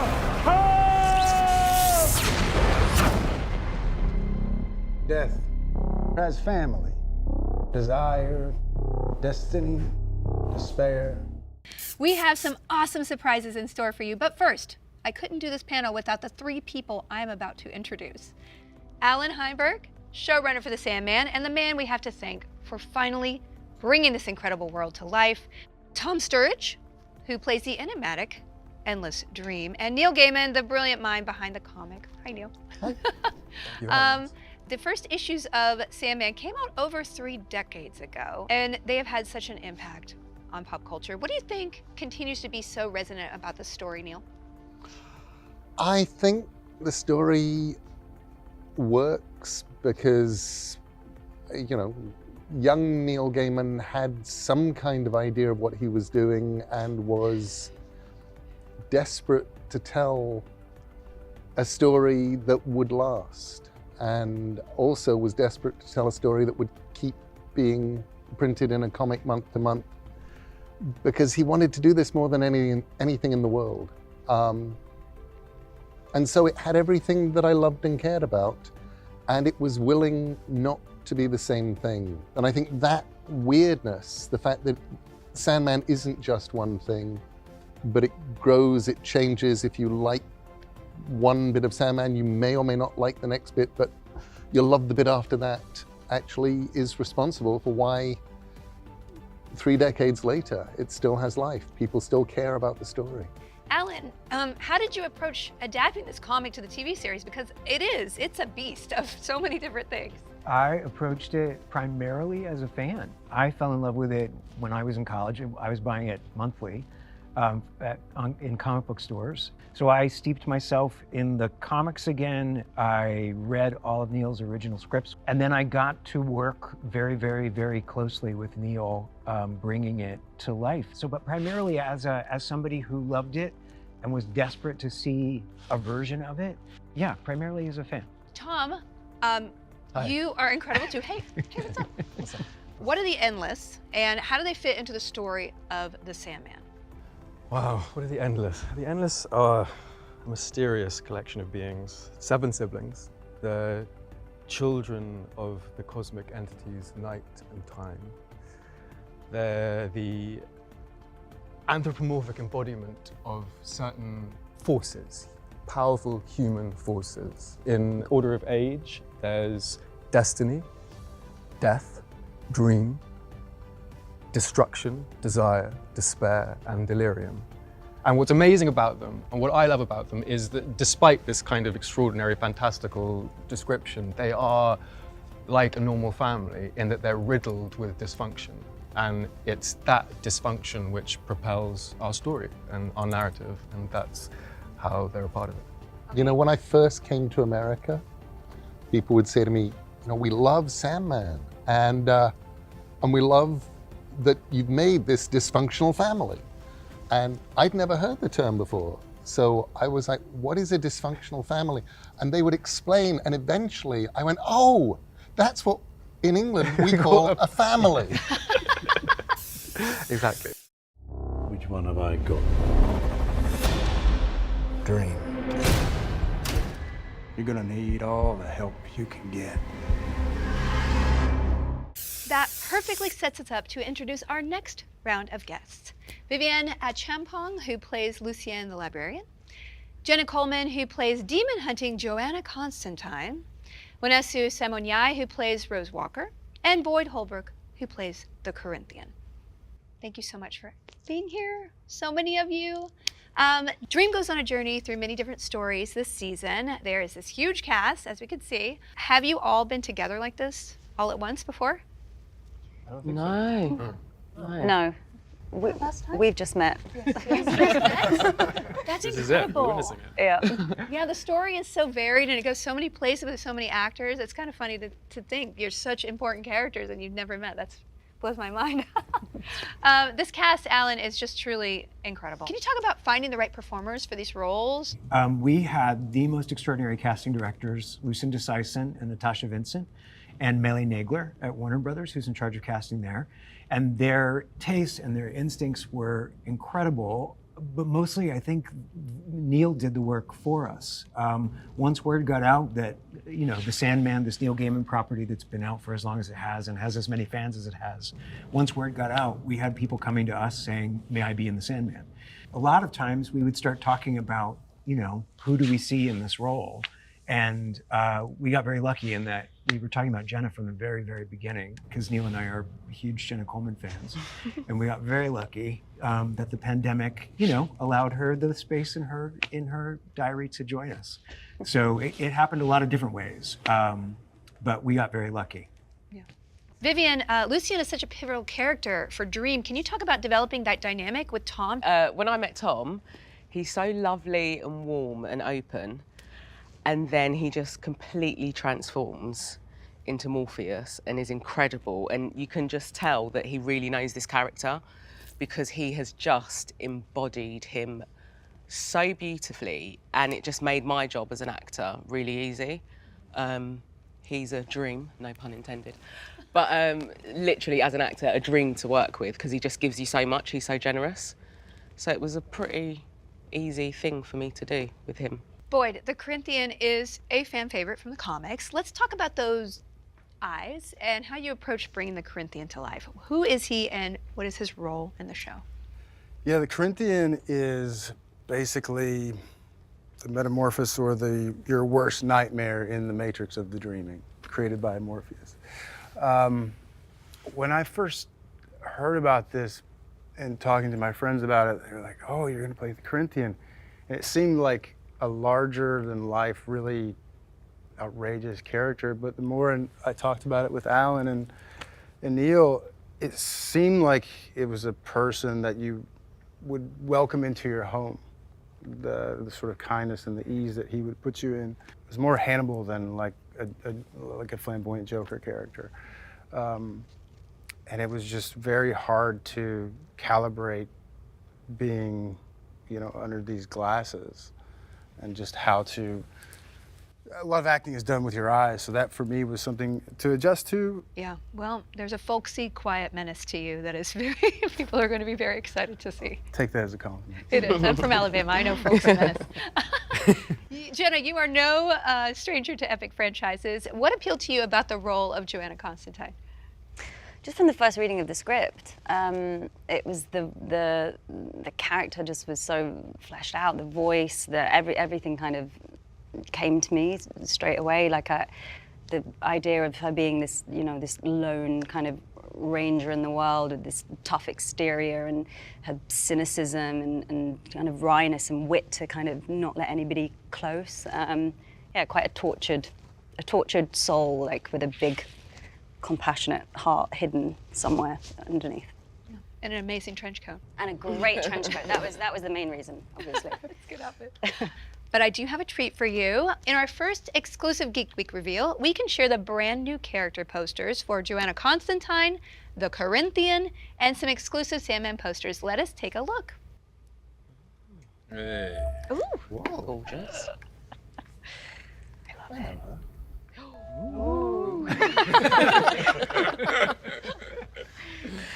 Oh. What happened? Oh, the I eyes. love that. God, that looks incredible. Cool. Beautiful. It's the hell. Run out of noises. Yeah, and the trench coat. How is it seeing that? Was that kind of cool to see it in real life? I'm very happy we've got the crucifix in. Yeah. Well, you're really rocking the trench coat. There's going to be a lot of cosplay, for sure. For those of you at home who want a closer look, you can check out these posters over on the Sandman Official on Instagram and, of course, at Netflix Geeked. Vanessa, this is your first series role as Rose Walker, and she's such a pivotal character in The Sandman. Can you tease a little bit of your story and what it was like to work with Tom? So Rose Walker is a regular 21-year-old who has lost her parents, and she's just alone in the world, and she wants to find her brother, Jed. She wants a sense of normalcy back in her life. Along the way, she meets Morpheus, and they work on, trying to get that going. And Tom is great, really great to work with. And what was really nice was how we played with Morpheus and like the relationship between them, the dynamic, and the change that Dream had over their interaction. You guys have an incredible effect on each other, and it just blows my mind that this is your first role. It's a big set to step into. How was that for you? It was great. This is a great, series to have as my first series role. Nerve-wracking in the beginning, and then I eased into it. The script was really, in the beginning, even when I was auditioning, it was something that it made it really easy to play because the script just like laid it out so well. Yeah. Neil, how was it seeing all these actors bring your characters to life? Wonderful in all sorts of different ways. Sometimes it will be wonderful because it was exactly the thing that I've always had in my head. Tom is Morpheus. Once you see him on the screen, you go, oh yeah, that's the guy in the comics. That's what he apparently sounds like, and that's how he moves, because we haven't really seen him move.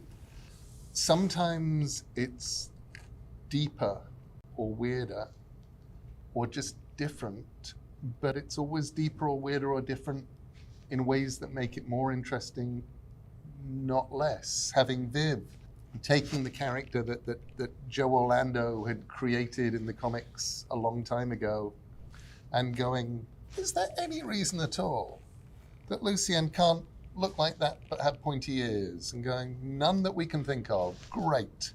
And it suddenly allows a level of honesty that we didn't have with these characters. Lucien, she can get meaner. Or having Joanna Constantine, watching what Jenna brought, this glorious, heartbroken, wounded, bitter sass to it. It was like, oh, that's exactly what I was trying to get into, into the original comic with John, only it's that, but more so. Yeah. So we have some fan questions for all of you. Alan, Noxie on Twitter asks, what's it been to bring something that's so beloved onto the screen? And what do you think viewers should expect, new and old fans of The Sandman, from the show? We wanted to give longtime fans everything that they loved about Sandman, reading Sandman, and then more things that they, stuff that happens off panel, in the comic, just a deeper dive into these characters' lives and their feelings and their souls. A lot of our cast were new to The Sandman too, so we couldn't just operate within a fan bubble. We really needed to be able to tell the story for people who've never read Sandman before. And it was a pleasure to introduce people to this world and these characters for the first time. So you really don't need to have ever read the comics. But if you see the series and you enjoy it, we hope you'll run out and start reading, because there's a lot to enjoy. I read them in college, and I remember having a huge crush on Dream, and then watching the episodes. I forgot most of it, but I'm like, oh yeah, there's gonna be a lot of crushes on Dream. Sorry, Tom.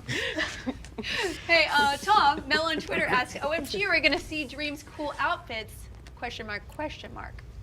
OMG, are we gonna see Dream's cool outfits? Yeah. OMG, yeah. OMG, you'll see him without any outfit.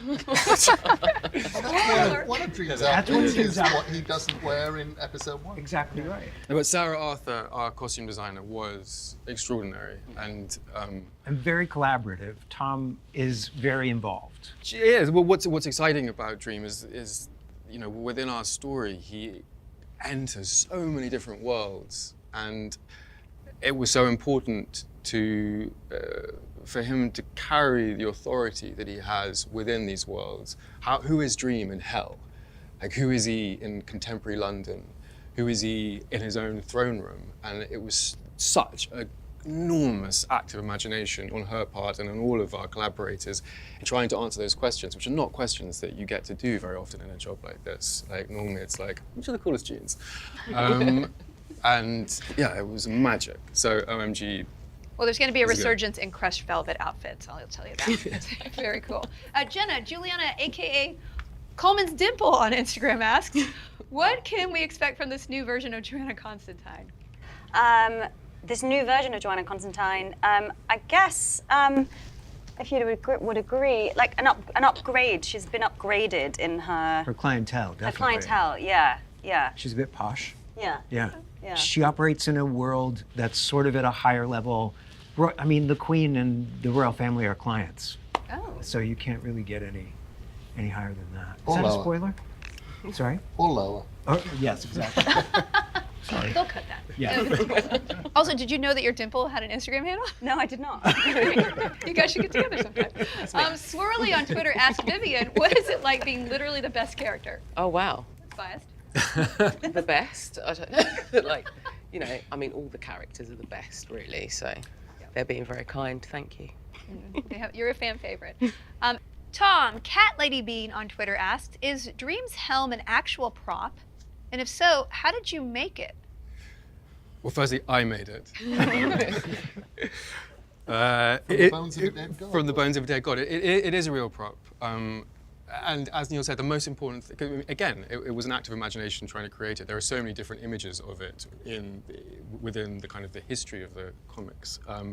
But in Overture, the source of it is revealed, which is a battle that Dream has with a deposed god who has imprisoned him in the dreaming with his love, Alienora, and he constructs a helmet out of the god's skull and spine, so he never forgets the defeat that he had when he was imprisoned.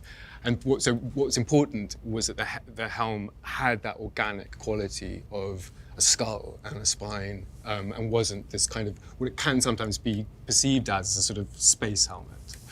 Well, we can actually inspect whether it looks organic or not because we have the real helm here. Helm girl, here it is.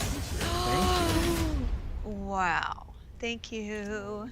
Does that look like an organic spine of a dead god? Yeah, I think it It's does. very bony. I'd say 9 out of 10. Maybe 10 out of 10. Wonderful. It's just going to sit here watching us for the rest of this. It's going to be great. Boyd, Stephen Rosario DZ on Instagram asks, is there a serial killer convention coming soon? To a town near you. It's going to be great. It's going to be a full-on national tour. Oh, great. That's frightening. Wenesu Caravan City on Twitter asks, what scene was the most difficult? It was in, I think, episode 8, where I went into Hal's dream and I had to react to what I was seeing on stage because we hadn't put the effects in yet and he hadn't got a mask on yet. It was kind of hard to try and imagine what it looked like and how terrifying it was. So my reaction was a bit smaller than it probably would have if I saw that in real life. Neil, I am sad __ch on Instagram. Great handle. How did Neil Gaiman manage to make this story so grand and intimate at the same time? Grand and intimate, Neil.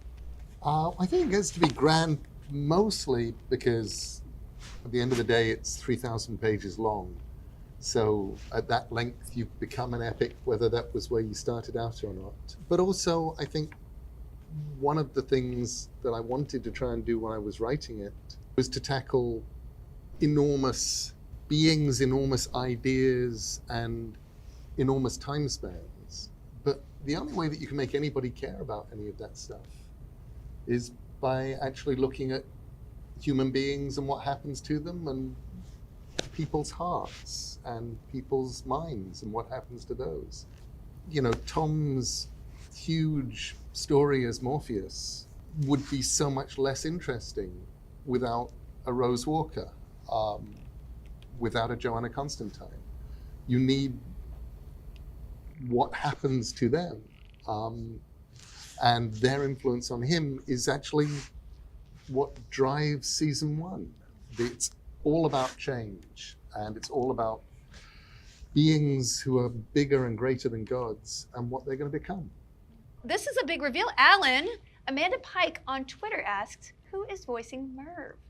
That is a big reveal. And I'm going to tell you, we were thrilled to be able to ask and get Mark Hamill to be the voice of Merv Pumpkinhead. And he's fantastic in it. And he was such a pleasure to work with. Neil and I had a day with him on Zoom, and he could not have been sweeter. Can I try this? Can I try that? What do you need? Let me do it again. I didn't like that one. It just made me a new kind of fan of his. I loved him. And his Merv is hilarious. That's the other thing I think that needs saying. Merv was always in the comics on the one hand, a kind of comic relief, but on the other hand, also the voice of sanity, the voice of just going, this is actually kind of nuts. He gets to be that person, especially when arguing with Patton Oswalt's Matthew. So much fun. Fans are going to go crazy. Now it's time to answer the fan question we've gotten more than any other. When are we finally going to see the Sandman debut on Netflix? Alan, I'm going to ask you to do the honors as well. All right, I have brought something special that I think can show it, if you don't mind. If we can just take over the stage. All right, let's roll the tape, as they say. I am the king of dreams, ruler of the nightmare realm.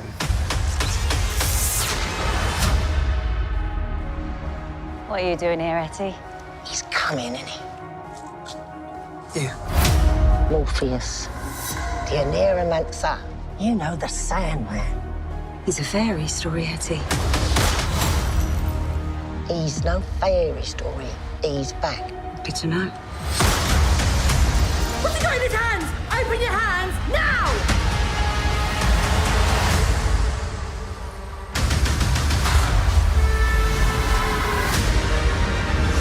Forgive me, sire, the palace, the realm. They are not as you left them. With you gone, the realm began to decay and crumble. The dreams and nightmares no longer seem to recognize their master. You will remind them. He's free. He's out of his cage.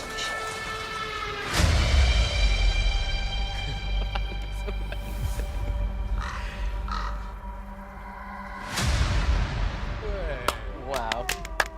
That looks so good. Did you have any reactions? That was amazing, right? It seems so cliche, but epic. Yeah. Really epic. The dreaming looks amazing. Alan, it must be so long coming to this point. How do you feel? I cannot wait for fans and for new fans, people who've never heard of Sandman before, to watch these incredible actors tell this man's incredible story. I could not be more excited to share it with everybody and have everybody finally see it and fall in love the way I've fallen in love. So. Yeah. Neil, what do you think fans are going to think? I think fans are going to be incredibly excited because this is Sandman. It's taken us 34 years to get Sandman on screen. I have killed off so many bad Sandmans on the way. The bodies of so many dead Sandman movies have been buried. To do it right and to get to the point where now Netflix would have the confidence in us and assemble amazing actors, amazing people to do it. And it's Sandman, and that's what I think people are going to be responding to. The thing they love, it's on the screen. Yeah. Well, as a fan, you definitely did it right. I could keep talking to all of you all day, but unfortunately that is all the time we have for today's special Geek Week panel for the Sandman. Thank you so much for taking the time to chat with us at Geek Week this year.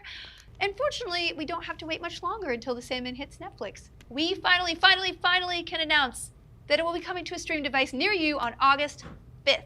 So we will be back with this fabulous crew for a special episode of The Sandman Unlocked, where we will go into all full spoilery details. For now, I'm Felicia Day, and be sure to keep watching Geeked Week all week long for more exciting reveals. Bye.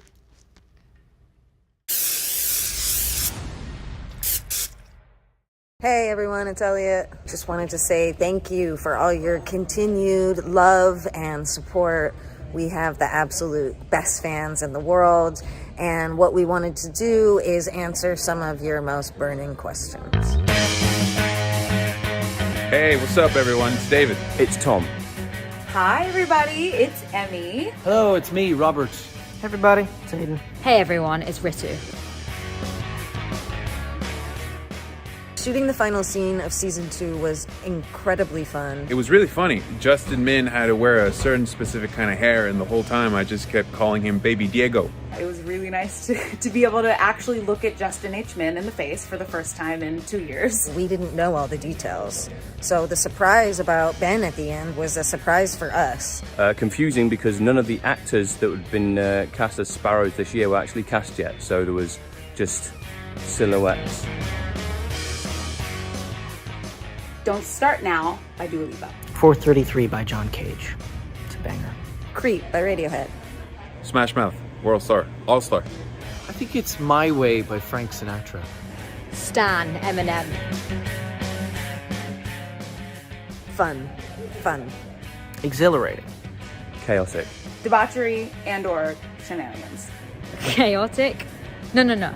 Hilarious. Hot. No. Destruction. S Club 7. There are 7 psychopaths in the movie 7 Psychopaths. Sins. Seas. Chocolate. Dwarves. 7 Dwarfs. Wonders of the World. Umbrellas. Golden Brown. It's either Don't Stop Me Now or Here Comes the End. The Scissor Sisters. I did it my way. Everybody. Backstreet Boys. Backstreet's back, alright. Backstreet Boys. You know, that's probably everyone's answer. Morning bird. Oh, caw, caw. She is a morning bird, okay? Night Owl. Morning. Morning Bird. Night Owl. Both. Morning bird catches the worm. Me or David or Aiden? Justin. Aiden. I certainly do it a lot, so it could be me. Me, Tom, and Elliot, 100%. If the three of us are in a scene, that's a wrap. We never get it done. No one. Me?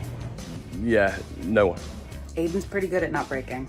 Aiden is pretty, I have to say, clearly the most professional of us all. What else is new?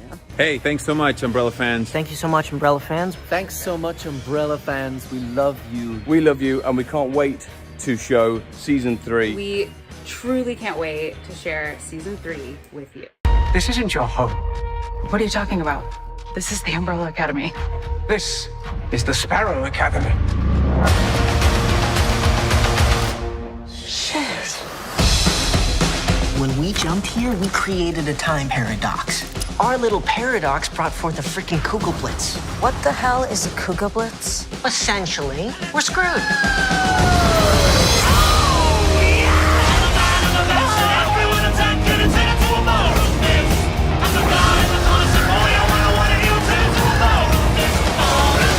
Everybody else could see Ben, right? Yeah, and he's a complete dickhead. They're all dickheads. Dickheads who can fight. Next person to say dickhead is getting a punch to the throat. Dickhead. Dickhead. We caused a paradox, and that paradox is swallowing things. How long do we have? 4, maybe 5 days before the rest of existence is blitzed. Not to mention, we've been replaced by a bunch of blobs and cubes and birds and shit. Your team's good, but I don't think you're better than me. I ended the world twice, and you're just meat and spandex. Dad didn't adopt us as babies, but those babies still existed here. So, if you ever see your other self, Kill them. Sleep with them. avoid them. What the hell is wrong with you? Oh, come on, as if you wouldn't climb Luther Mountain.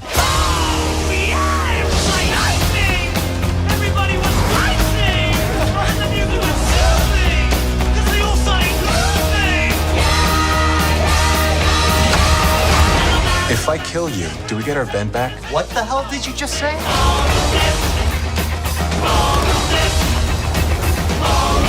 What are you, their mascot? More like their ringer. It's a ballroom blitz.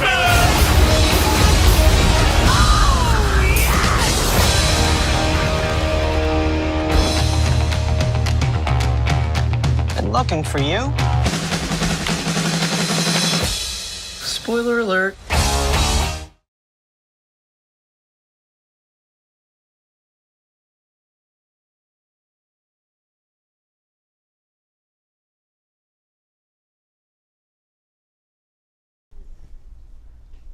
We're speeding, sound speed. There we go.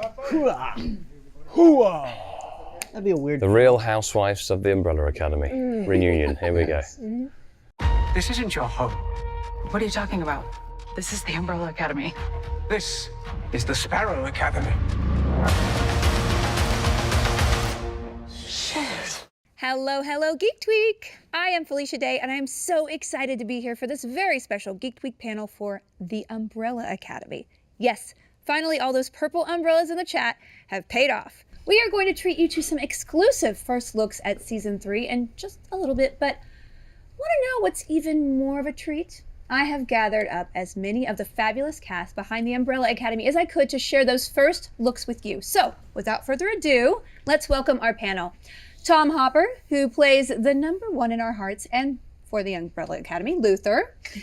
David Castaneda, who plays Master of Knives and the Brellies #2, Diego.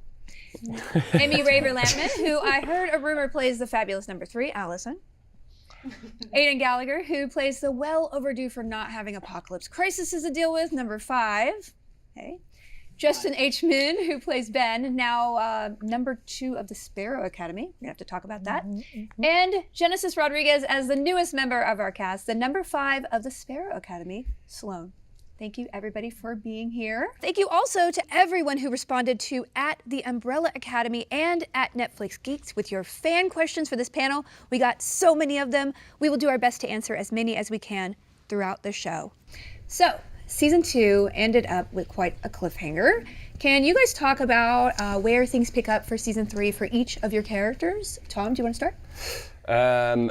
Well, I guess we start with seeing the Sparrow Academy, right? And then dealing with the fact that this is not our timeline anymore, right?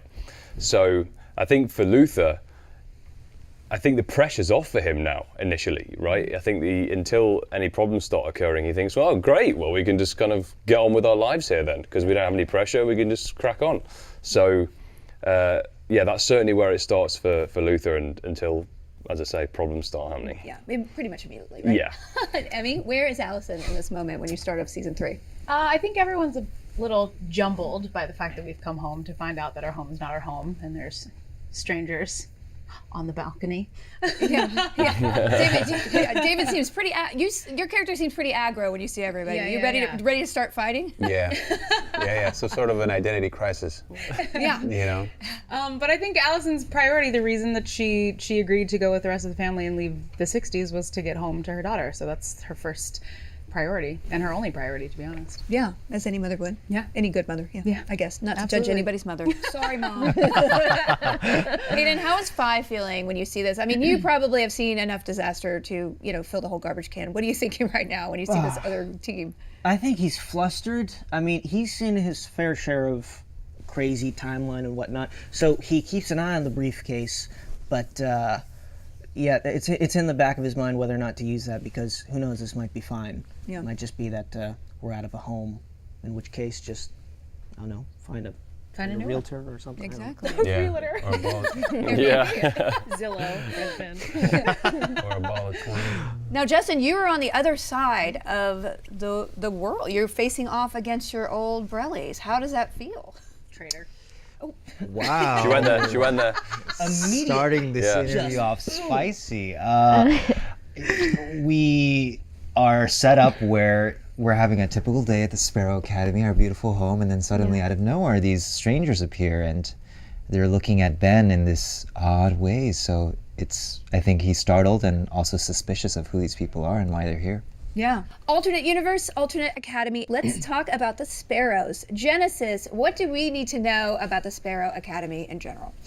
The Sparrow Academy is a completely different family, equally as dysfunctional, but they really are crime fighters. They're organized, they have trained their entire lives, and they've dedicated their lives to stopping crime. And they're kind of a big deal. They're very popular. Very Ron Burgundy. Very Ron Burgundy. They're very popular. And, Lots of billboards. Lots of billboards. They're a brand. Yeah, they're a brand. So they've succeeded where the Borellis maybe haven't as far as marketing. Wow. Maybe I don't The know. billboards should say we're kind of a big deal. We're kind of a big deal. Trademark. Well, we have our first sneak peek for Geek Week. We brought everyone an exclusive clip, so I hope you're excited about that. Let's take a look. Big one is strong but slow, possibly stupid. Some sort of simian hybrid. Who took the little jumpy guy? Me. Just gave him a spanking and sent him to school. Hello! The skinny one is their weak link. Less hiding behind couches shouting, "Where's my daddy?" It's a superpower. They disrespected us, Marcus. We need to be out there finding these freaks and taking them out. Oh, you mean like this? I mean, we haven't faced decent enemies for years. This could be good for us. Good for business. But only if we're smart with our next move. Yes. Okay, can we? Can we not? You clearly had a trainer too. You're ripped. Oh, I mean, I'm sorry to bring it up. I'm just. Okay, can we I love not? this for you. I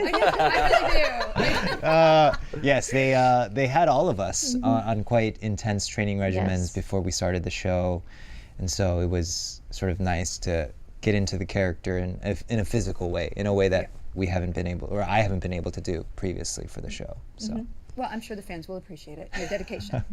David will, and that's all that matters. Yeah, I always do.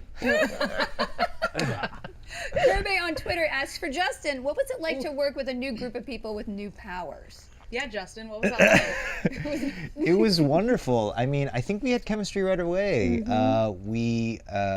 It almost felt like working on a new show. I was playing a sort of a new character with a new cast, and we got to Zoom a number of times before starting filming, and I just felt like it really worked immediately, and it's so lovely. It's so lovely. Of course, love these guys as well, but...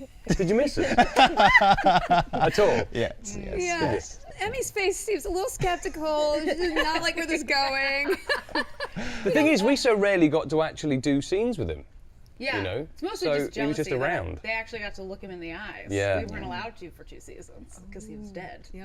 Okay, so flip side. Benefit. Yeah, absolutely. Can anybody tell me what's up with the Cube? Christopher the Cube? Is he like a good roommate? What do you think? He's very opinionated. Yeah. I do have to say.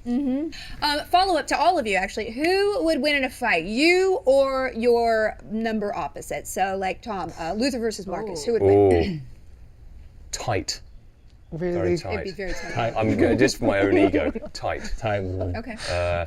But he's probably a touch faster than sluggish Luther. So maybe, All right. What about Diego versus Ben? I think Ben would win, but Ben would cry. He'd win, but he'd cry. I was gonna say you would cry. No, but you would win though.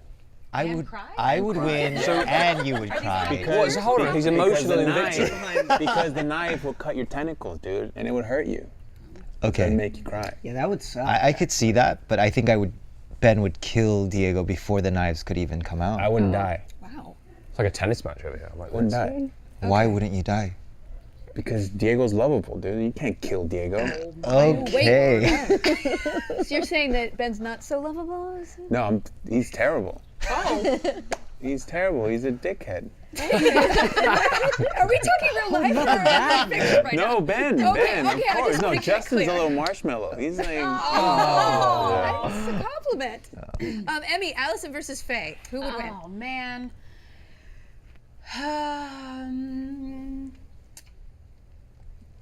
I think Allison. Absolutely. Oh, okay. What? She's the most powerful of them all. Yeah, you just have to say 3 words. Yeah. I was thinking it from the physical aspect, just like actual hand-to-hand combat. Oh, punching? Yeah. Yeah, I mean, you know. But also, yeah, I do think you're actually using your Allison's power. power is crazy. Yeah. That's really incredible. So, I'd probably say Allison. Okay, you take her out. Aiden versus Genesis. You can do it right now. I'm just kidding. Yeah. This is a tricky one. No, Fight! it's not what you think. It's a game of checkers. I think 5 would diffuse the conflict rather than fight. Like you know, Talk it out. well, he Talk it out, or see if just you guys are actually a threat or just like you're in our house. Mhm. We weren't expecting guests. We need to prepare before. Over a Yeah. drink. Yeah. So you would negotiate your way out of any conflict. I would. I think 5 would make sure he understood the scenario before he starts killing people. Okay. Oh, wow. You've never done that before. You just kill people. Have I been seeing the same show? I check like the guest list who's in the boardroom before I head in with the axe. Okay. Before the massacre. No, just forget the whole Assassin's Guild thing. All right, make sure everyone's present. You know? But if I wasn't quick, she would totally win. Yeah. He's just got that blink thing, so he's got to be quick. Yeah. Gravity gal. Gravity. The Borrellies evolve so much each season, and the Sparrows certainly are a new challenge. What different sides of your characters are you most excited to explore in season 3? Tom, let's start with you. I think Luther lets go of a lot of his hang-ups. So he's more fun to play this year. I feel like this year he gets to play out his missed teenage years a little bit. Mhm. I'll say that. Yeah. I'm sorry, whenever I look at you, you look so skinny. Yeah. I mean, it's almost startling, like, you know, like one of those 80s That's what I'm videos where normally they like. just squish people. Yeah. It's really Yeah. This guy could use a leg day, that's all I could say. David, what about you? David, what about your character in season 3? I think they're bigger than mine. Even more. I'm sorry. I don't know. I think it's more about, he's always wanting to prove himself, and now he's not at home anymore, and there's another academy, so he's a bit lost. He doesn't know what to do, so he wants to just focus his whole attention into like trying to get the Sparrow Academy out. Obviously, surprises happen that lead him in a different direction that, kind of helps him find purpose. So he's kind of purposeless at the beginning. He doesn't know what to do with himself, and that's kind of the journey that he goes into, I think, until the end of season 3. Yeah. Emmy, where does Allison go? I mean, you've been a lot of places the Yes. first couple seasons. Yes. Where are you going from here? I think Allison's got some trauma that she needs to kind of deal with and move through and work through. And so I think that's a lot of her season is kind of coming back from the 60s and dealing with what she experienced and witnessed and lived through and survived, to be completely honest. And that affects her emotionally, mentally, physically. So I think that's a lot of her season is kind of dealing with the aftermath of coming back from being a Black woman in the 60s in Dallas, Texas. Yeah, there's a lot of trauma. Yeah, a lot. Aiden, where's 5 going from here? I mean, you've had to manage so much time travel. What are you just hoping for in this season? He goes straight to the horse races and kicks back. Yeah, he's looking for a break. He's been going at it nonstop for like 2 weeks now. So. It's so true. Yeah, tough 2 weeks. A total of 20 Long 2 days. weeks. Wow. When you summarize the show like that, it's a little scary. Captain Christine asked for Justin, how did you choose what traits to bring for this version of Ben? Is this Ben a different Ben than we've seen before? Absolutely. I think a lot of what Steve Blackman, our showrunner, and I talked about was sort of playing around with this whole idea of nature versus nurture and how much of sort of the essence of Ben we wanted to keep and how much he would change because of this sort of different environment that he grew up in. And I think Ben, as his essence, is a very impressionable person. So the nurture part of it plays a much larger role in his life than for potentially other characters. So to grow up in an environment that felt more militant and, training to be a crime fighter in all of these ways, it really toughened him up in a way that he wasn't in the previous timeline. He's sort of has a large chip on his shoulder, so that's something that we wanted to bring into play as well. Yeah. Your dad doesn't feel very nurturing this season. Absolutely. Is he ever, though? Is he ever? Yeah. Genesis, how do the Sparrows serve as foils for the Borrellies? I mean, they're matched power-wise, but are they matched personality-wise too? Do you have anything in common with 5? Personality-wise, I wouldn't say we're 2 different 5s, I believe, but I think there are some matches within both of the families for sure. Right? Mm-hmm. Yeah, right? Mm-hmm. Do you think Luther has anything in common with Marcus? And I think Marcus is the leader that Luther always wanted to be. Wow, deep. Ooh, Deep. very deep. Yeah. Yeah. Allison, anything with Faye? Do you have any match up there? Their love of birds. Why not? That great bird watching scene. Allison had a pet parakeet. Just didn't make the cut. They're both sassy as hell. Yeah. I think they're both very, very strong, very, very opinionated and sassy. But I also think that they do have this ability to put their family first and kind of do what needs to be done for the greater good of the family. Yeah. I think both threes are kind of good at being kind of like the pillar of that. Yeah, absolutely, kind of the center. Yeah. And then Diego and Ben, you guys are just resentful. You seem to have that in common, resentment. I think you're everything that Uh-oh. Ben wants. You're everything that. Uh-oh. Well, exactly what Tom said about Luther, right? What? Ben is everything Diego wants to be. I feel like they're both in the same place. They are. I think so. They both have a chip on their shoulder. They both have the chip number on 2 chip. Yeah. I think the difference is that Diego is not he's not afraid of making a fool out of himself. You know, he really will go there. You know, so but yeah, I think very much both have a imposter syndrome. And wanting to prove themselves. Yeah. Fifth Umbrella on Twitter asks, if your character could have any of the Sparrow's powers, or the Sparrow's vice versa, which would they pick? Emmy, you want to start? My answer has always been the same for 3 seasons of the show. I think I would keep Allison's power. It's pretty powerful. Yeah. Aiden? I've been saying for years that gravity manipulation would be a really cool power to have. And then it appeared on the show, and I was really happy to see that. Yeah, very cool. Justin? I've grown attached to the tentacles. Yeah. So Literally? Wait, but literally also. I literally. would keep mine. My Octopus Teacher is also a great documentary on Netflix. Yes. Also on Netflix. Love a plug. Check it out on Netflix. Super depressing, but inspiring. David, what about you? Wait, what's Marcus's power? He's the same as Luther. Yeah, it's the same. Super strength. Just speed, the only one agility. that's exactly the Smolder same, right? is- Yeah. We're literally the same. Yeah. Okay, so it's kind of identical then. Yeah. Yeah, it's kind of the You same. and him. Although Luther has no real obvious power in the show. Just I strong. would argue. He can eat a lot. Yeah, I lifted up a tractor in You got season the- 2. He wrote the That's true. Wikipedia on the And still then, with a slight struggle. But you're still strong. I mean, you lifted me up in season 1. I lifted you up. Remember? Yeah. When we came in. When and was that? So it's, Oh, yeah. When So you I'm were- not like you were crazy strong. Yeah. Which I thought was funny because the knives even punctured your arm. Remember that? Yeah, exactly. Yeah. Yeah. I was like, what's my power? What was the question? I plead the fifth That's on that one. abundantly clear. You Would don't you- know the question. Would you keep your powers, or would you trade it for another? Oh, yeah, I'll keep mine. Okay, you keep yours, Genesis? I really like my power a lot. I really love Lila's power because she gets all the powers. So I'm gonna go with Lila. That feels like a cheat. Yeah, I never say that Well, because it hold feels on. like a cheat. She Yeah, also gets she's- none of them if we're not in the area.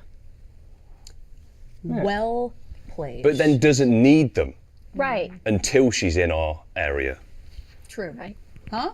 Until she's amongst us, she doesn't need the power. Right? So when she's off on her own, she's like, I don't need it right now. She doesn't but want it. when she's fighting us, that's when she needs it, and she can use any of them. Okay, it's like wishing for more wishes, but okay. And you already answered. Would you want to be more like Marcus? Just like maybe more, you could flip at least. No. No.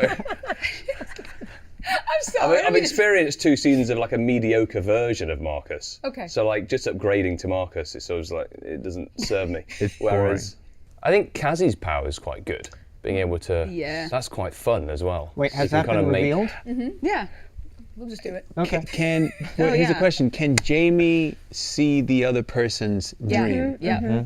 So then So that she is- can experience it. So She then can, it it's can a be brings whatever whole she new wants meaning it to to be, the look she yeah, gave you. that's fun. which is cool. Yeah. So it's a fun power. Well, we couldn't let a season of the Umbrella Academy go without, you guessed it, Twitter emojis. You will get a special surprise depending on whether or not you're using light or dark mode. So go, take a look. With the Sparrows, we also get a fan favorite setting introduced in season 3, Hotel Obsidian. In season 1, we had the Umbrella Mansion. In season 2, we were in the 60s. What does this new setting of Hotel Obsidian add to the story? David? Well, I mean, just the production of it is just insane. When we got to walk in the first time, it was like you were transported into a different world. It was beautiful how they were able to put it. And we shot throughout that whole thing, so it pretty much became the backbone to the whole story. Yeah. Genesis, did the Sparrow spend a lot of time at this hotel, or is this something you knew you find out in the season? Yes, there's quite a bit in that new space. And really what they were able to do set-wise, it was actually incredible.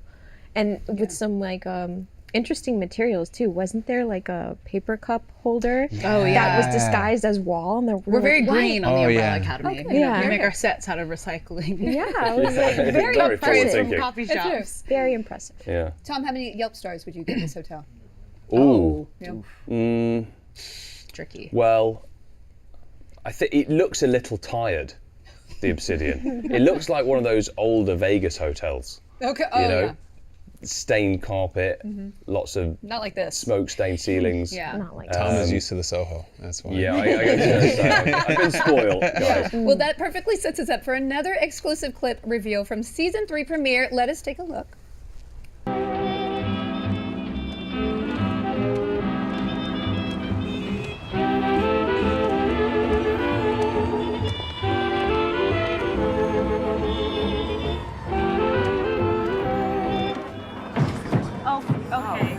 Honestly? From the back. There were 2 entrances, by the way. Oh, Hotel Obsidian. I missed you, you slutty old dame.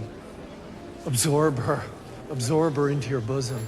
You know, because back in her heyday, she played host to world leaders. Roosevelt, Gandhi, Stalin, Gorbachev, Castro, King Olaf of Norway, one of the Kim Jongs, Tito, Dalai Lama, Elvis, and not one, but 2 Kardashians, allegedly.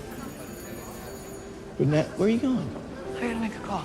Nowadays, she's just a flop house, party house, for those of us not looking to be judged by society's rules and norms. You mean a place to hide? Exactly. It's perfect. And the best part of it is, she's gonna look after us. No questions asked. Never. Right?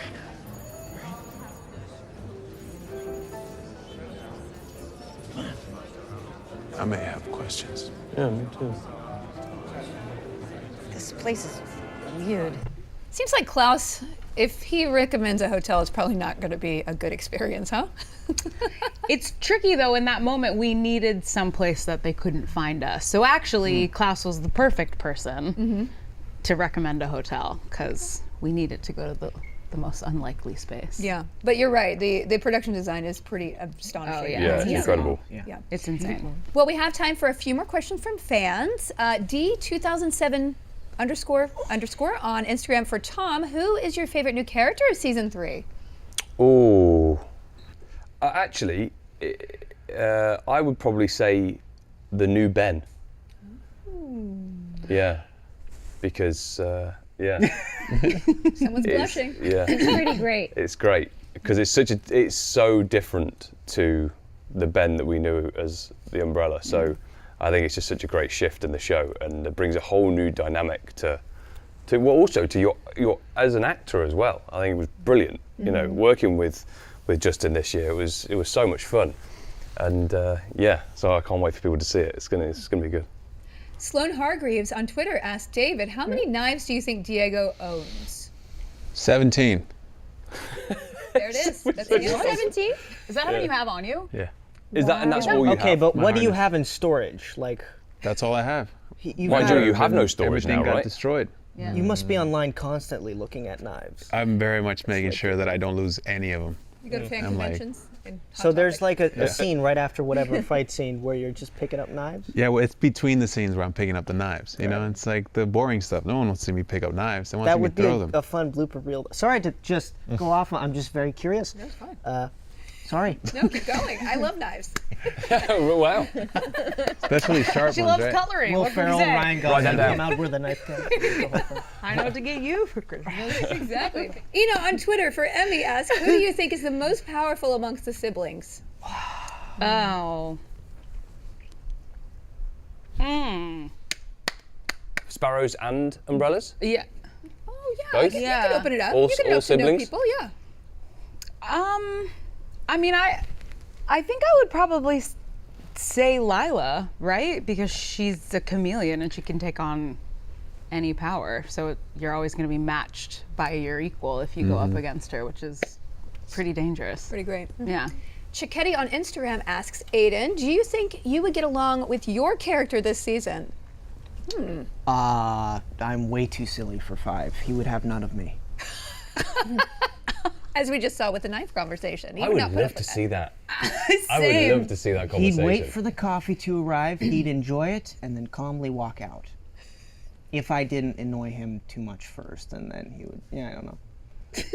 I don't think he'd like me. He'd be curious. He's like, who's this guy who looks exactly like me? Are we twins who this other one didn't have powers and is just, I don't know. Captain Caitlin on Twitter for Justin, how does the Umbrella Academy respond to this very different Ben?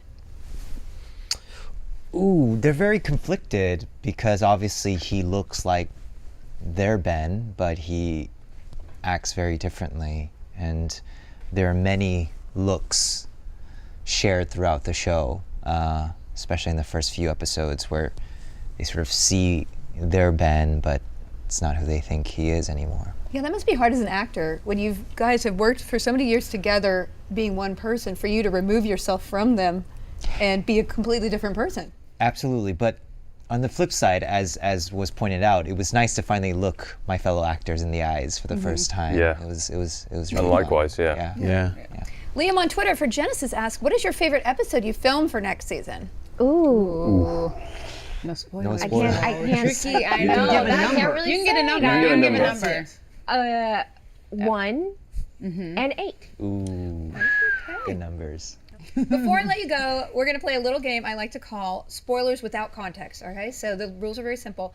I want you to share something cryptic. There's a massive spoiler that only will make sense once the fans have seen the whole season. So it could be a sound, it could be a gesture, a facial expression, a word, anything that gives you a clue in context only if you've seen the season. Tom, I'm sorry. Oh, I knew you were gonna say wow. this. Yeah, I'm sorry. Yikes. I have something. You have something? Go. Yeah. Yes, please. Lay it on us. Roll up the carpet. I'll just leave it at that. I'll say, I'm going to need my bow tie. Emmy? Bacon. Bacon? Yes.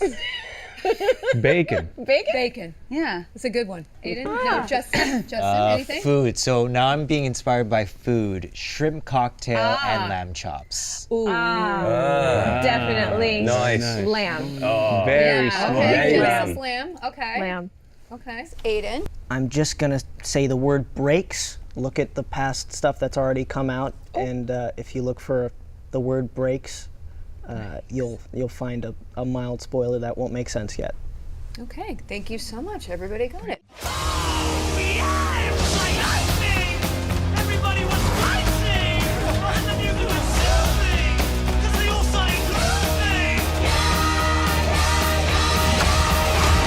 If I kill you, do we get our Ben back? What the hell did you just say?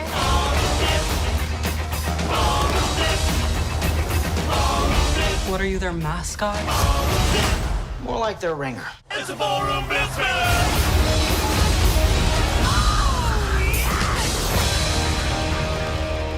Consider me sufficiently teased. I could keep talking to you all day, but unfortunately that's all the time we have for today's special Geeked Week panel for the Umbrella Academy. Thank you so much for taking the time to chat with us for Geeked Week this year. Fortunately, we don't have to wait much longer until the Umbrella Academy hits Netflix on June 22nd. It's near my birthday, so thank you very much. Yes. You're welcome. I'll be years old.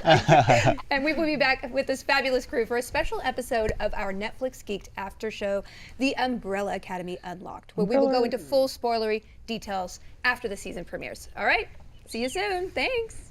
Bye. Bye. Getting ready for a new season of The Umbrella Academy? You'll find news, videos, interviews and more on Todoom, the official Netflix site to help find and fuel your fandom. From rehashing the finale to rewatching the latest trailer, find more information than the commission on netflix.com/Todoom. This isn't your home. What are you talking about? This is the Umbrella Academy. This is the Sparrow Academy. Shit. When we jumped here, we created a time paradox. Our little paradox brought forth a freaking Kugelblitz. What the hell is a Kugelblitz? Essentially, we're screwed.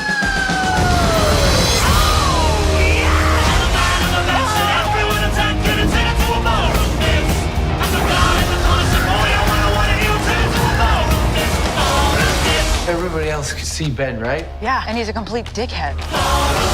They're all dickheads. Dickheads who can fight. Next person to say dickhead is getting a punch to the throat. Dickhead. Dickhead. We caused a paradox, and that paradox is swallowing things. How long do we have? 4, maybe 5 days before the rest of existence is blitzed. Not to mention, we've been replaced by a bunch of blobs and cubes and birds and shit. Your team's good, but I don't think you're better than me. I ended the world twice, and you're just meat and spandex. Dad didn't adopt us as babies, but those babies still existed here. So, if you ever see your other self, Kill them. Sleep with them. avoid them. What the hell is wrong with you? Oh, come on, as if you wouldn't climb Luther Mountain.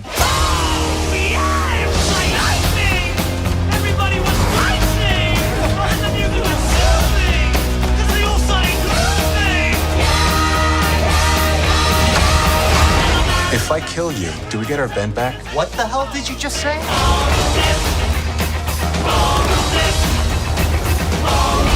What are you, their mascot? More like their ringer. It's a ballroom business!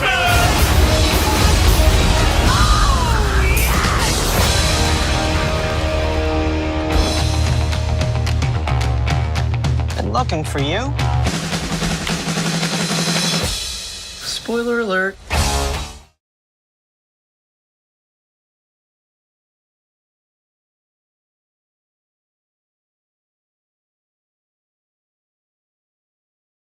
Mama, let's go. We're late. Do I have to? Your grandson's birthday only happens once a year. So does Geeked Week.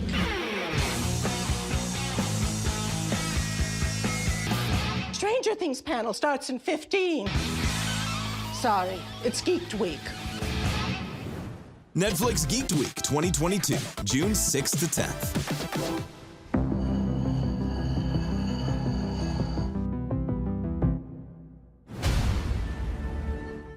I'm from a lineage thousands of years old of the best monster hunters to ever walk the earth. Even on good days, I feel like I still don't fit in. Like everyone else has it all figured out. Oh yeah, that. I haven't told anyone, of course. You are a legacy vampire made vampires would love to see their reflection in a mirror. We're hunters. More importantly, you're my daughter. Which is why we've decided you're ready for your first kill. Here's to killing monsters.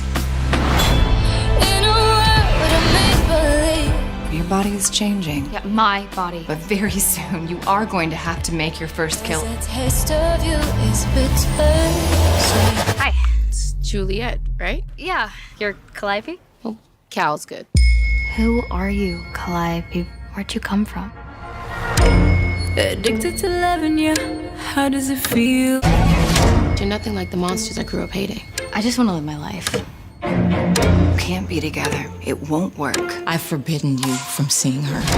We're not supposed to be. I know my feelings for you are real. Juliet and every legacy in Savannah dies tonight. Run now! I'll kill for you.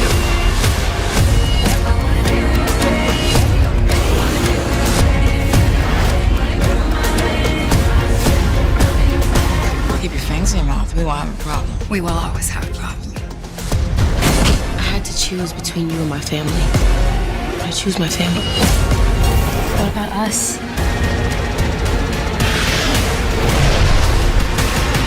Faced everyone, monster and human, who tried to come between us.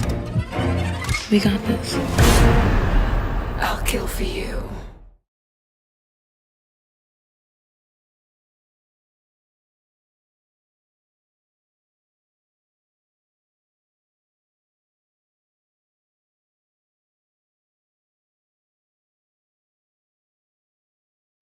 Pogo, get off the couch. Wanna go for a walk? Hey, buddy, come on, fetch. Pogo. What's this? Come to Papa. Pogo, we all want to watch Geek Week. Netflix Geeked Week 2022, June 6th to 10th. We have our first sneak peek for Geek Week. We brought everyone. Never should have done that.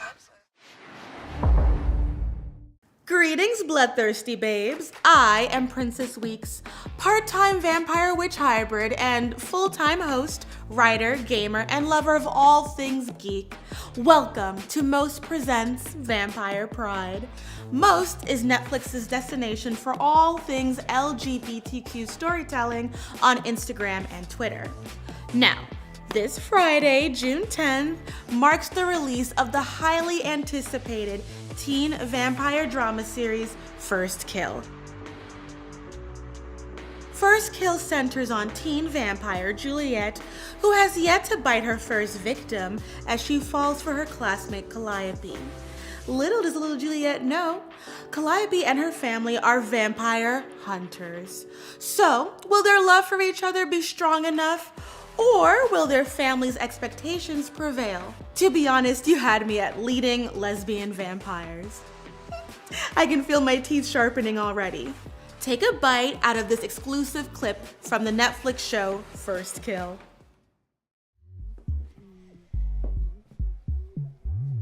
Hi. Hi.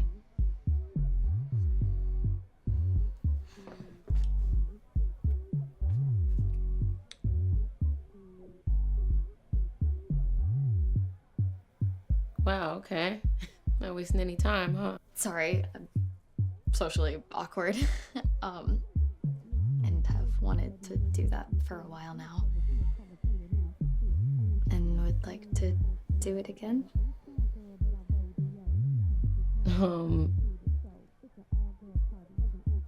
Okay.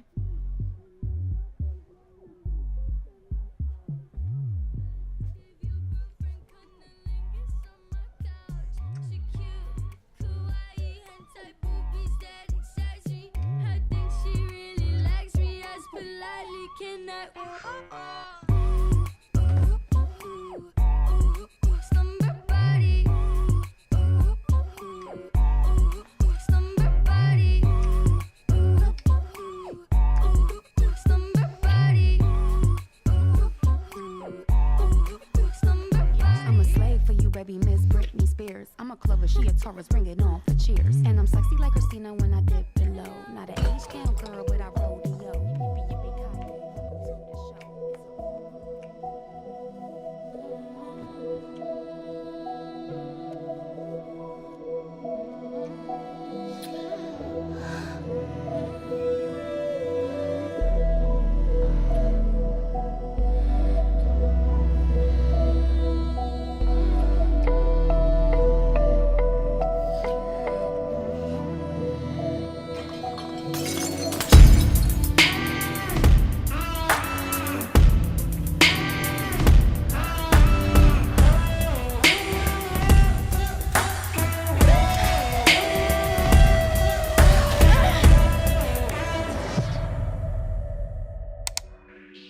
I'm Imani Lewis. And I'm Sarah Catherine Hook. And we're going to take you through a scene from First Kill, shot by shot. This is And Scene.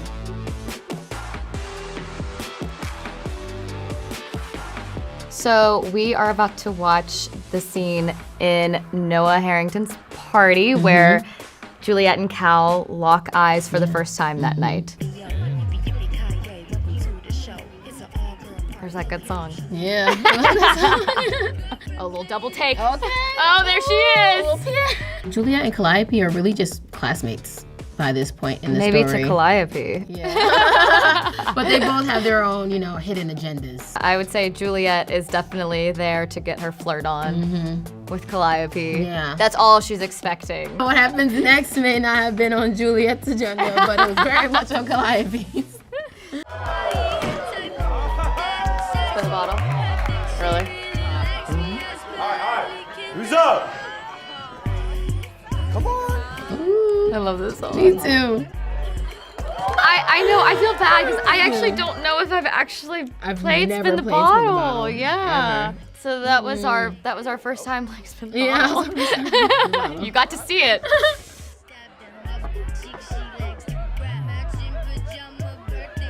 Cheers. Definitely water. It's always water. Juliet is more on the reserved, like shy, sensitive side. She might not be as experienced as the rest of the crowd. But when Calliope comes to town, she's just head over heels.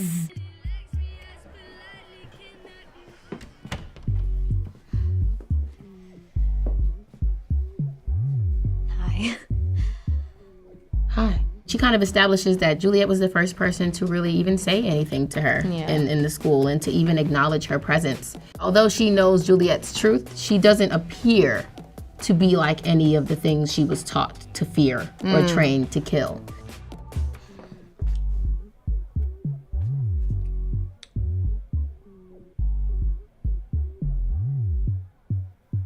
Wow, okay. Not wasting any time, huh? Sorry. I'm socially awkward. And have wanted to do that for a while now. We know. And would like to do it again.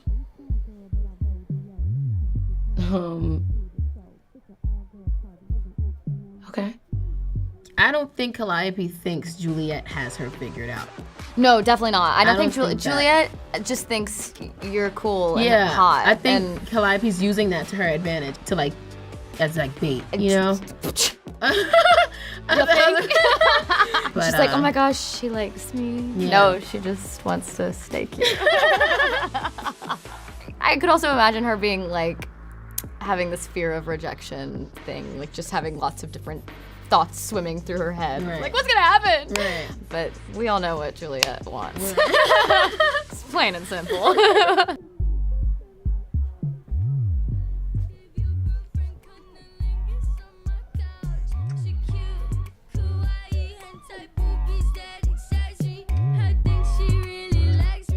Oh yeah.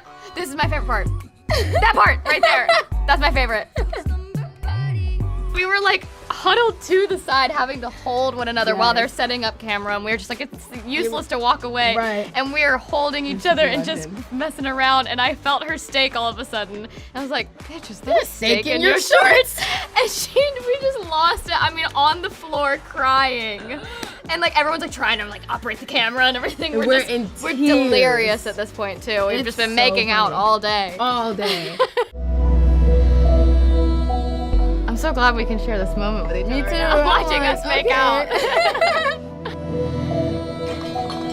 I was waiting And for the cherries. Yeah, I was waiting for the cherries. Classic cherries. We knocked over the cherries one time. One take wonders. I'm trying to move my back off the wall, almost like a dance, to get my hand in the back of my shorts to get the steak. And I was like, it's so funny. Like, I feel like that's how like seahorses do it. Like they like do the ride this way, and we just kept making jokes about seahorsing around. Yeah. Very seriously, you know, making out, pushing up against the wall, and it's like dead silent. Everyone's super focused. Great, now put your hand there. All right, now put your hand here. Okay, now do the seahorse. And it was just so, we lost it. Completely lost Immediately. It was done. Yeah. There it is. And then blackout. Yeah, that's crazy. Those moments for vampires are so iconic, and I don't know. Yeah, it was amazing. Like, how could it not be? It was so fun, and I just wanted to keep doing it, just keep going. And I feel so happy with the way that it turned out. I think it's just, the entire scene, like it's just so beautifully shot, and I really think people will love it. Thank you for watching this biting shot-by-shot breakdown. Check out First Kill this Friday. I want to shamelessly plug a new digital series I'm hosting for Most, yes me, and Netflix is still watching Netflix YouTube channel titled Dismantled.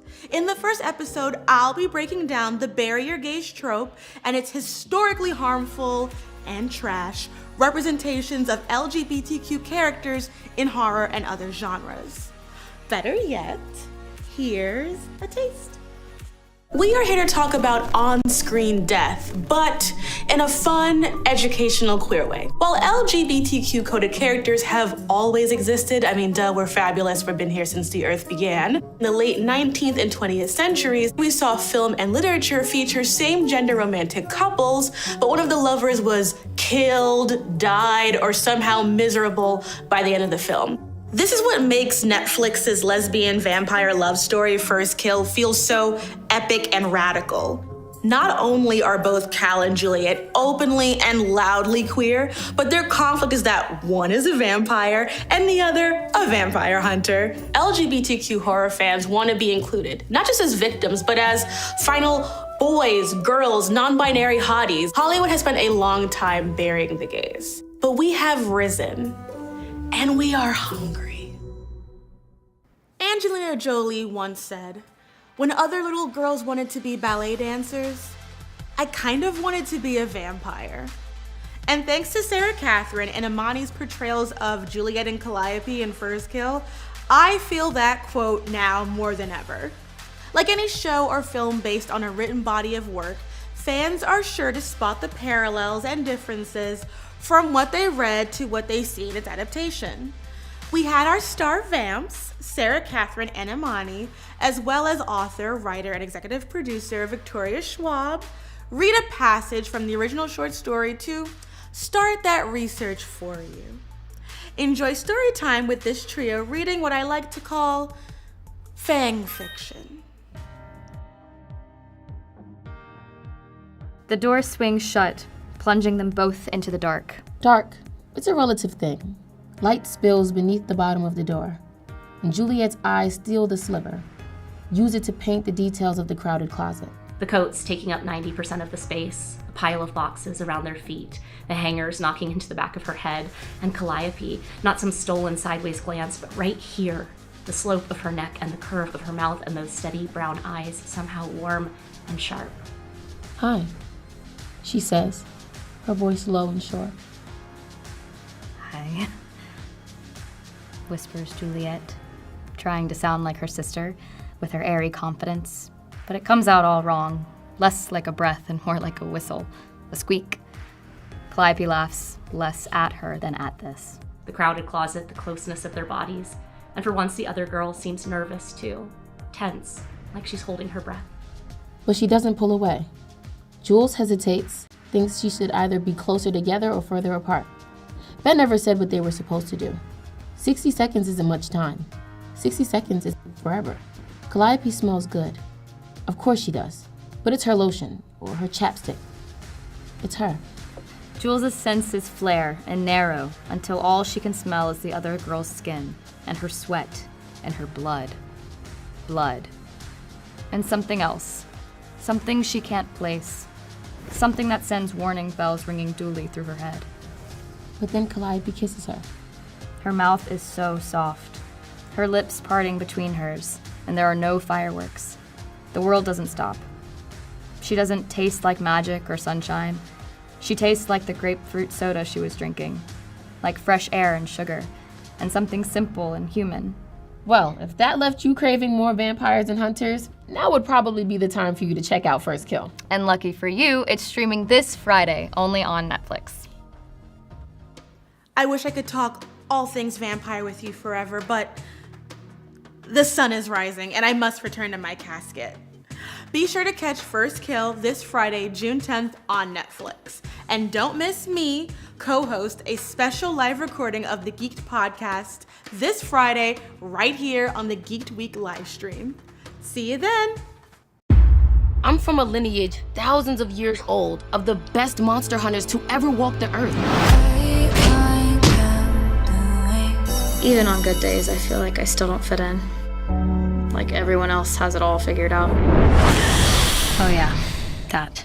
I haven't told anyone, of course.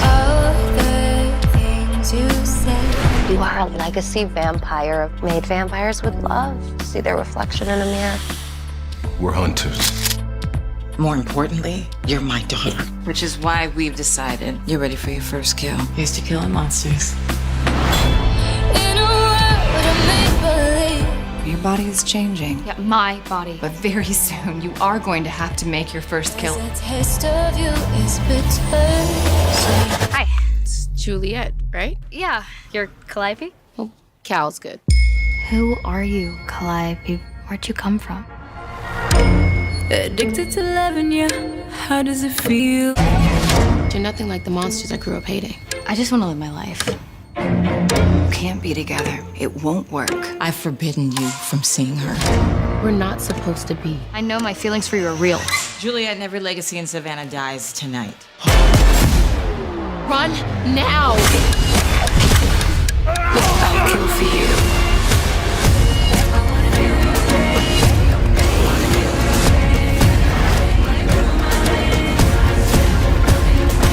Keep your fangs in your mouth. We won't have a problem. We will always have a problem.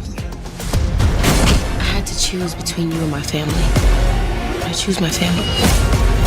What about us?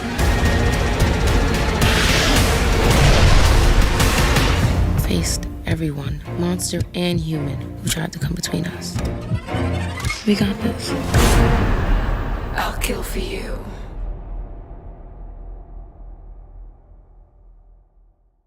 Want to stay in the know about your favorite Netflix shows and films? You'll find news, videos, interviews and more on Tadoom, the official Netflix site to help find and fuel your fandom. Stranger Things, The Gray Man, The Umbrella Academy, and more. Make Geek Week last all year on netflix.com/Tadoom.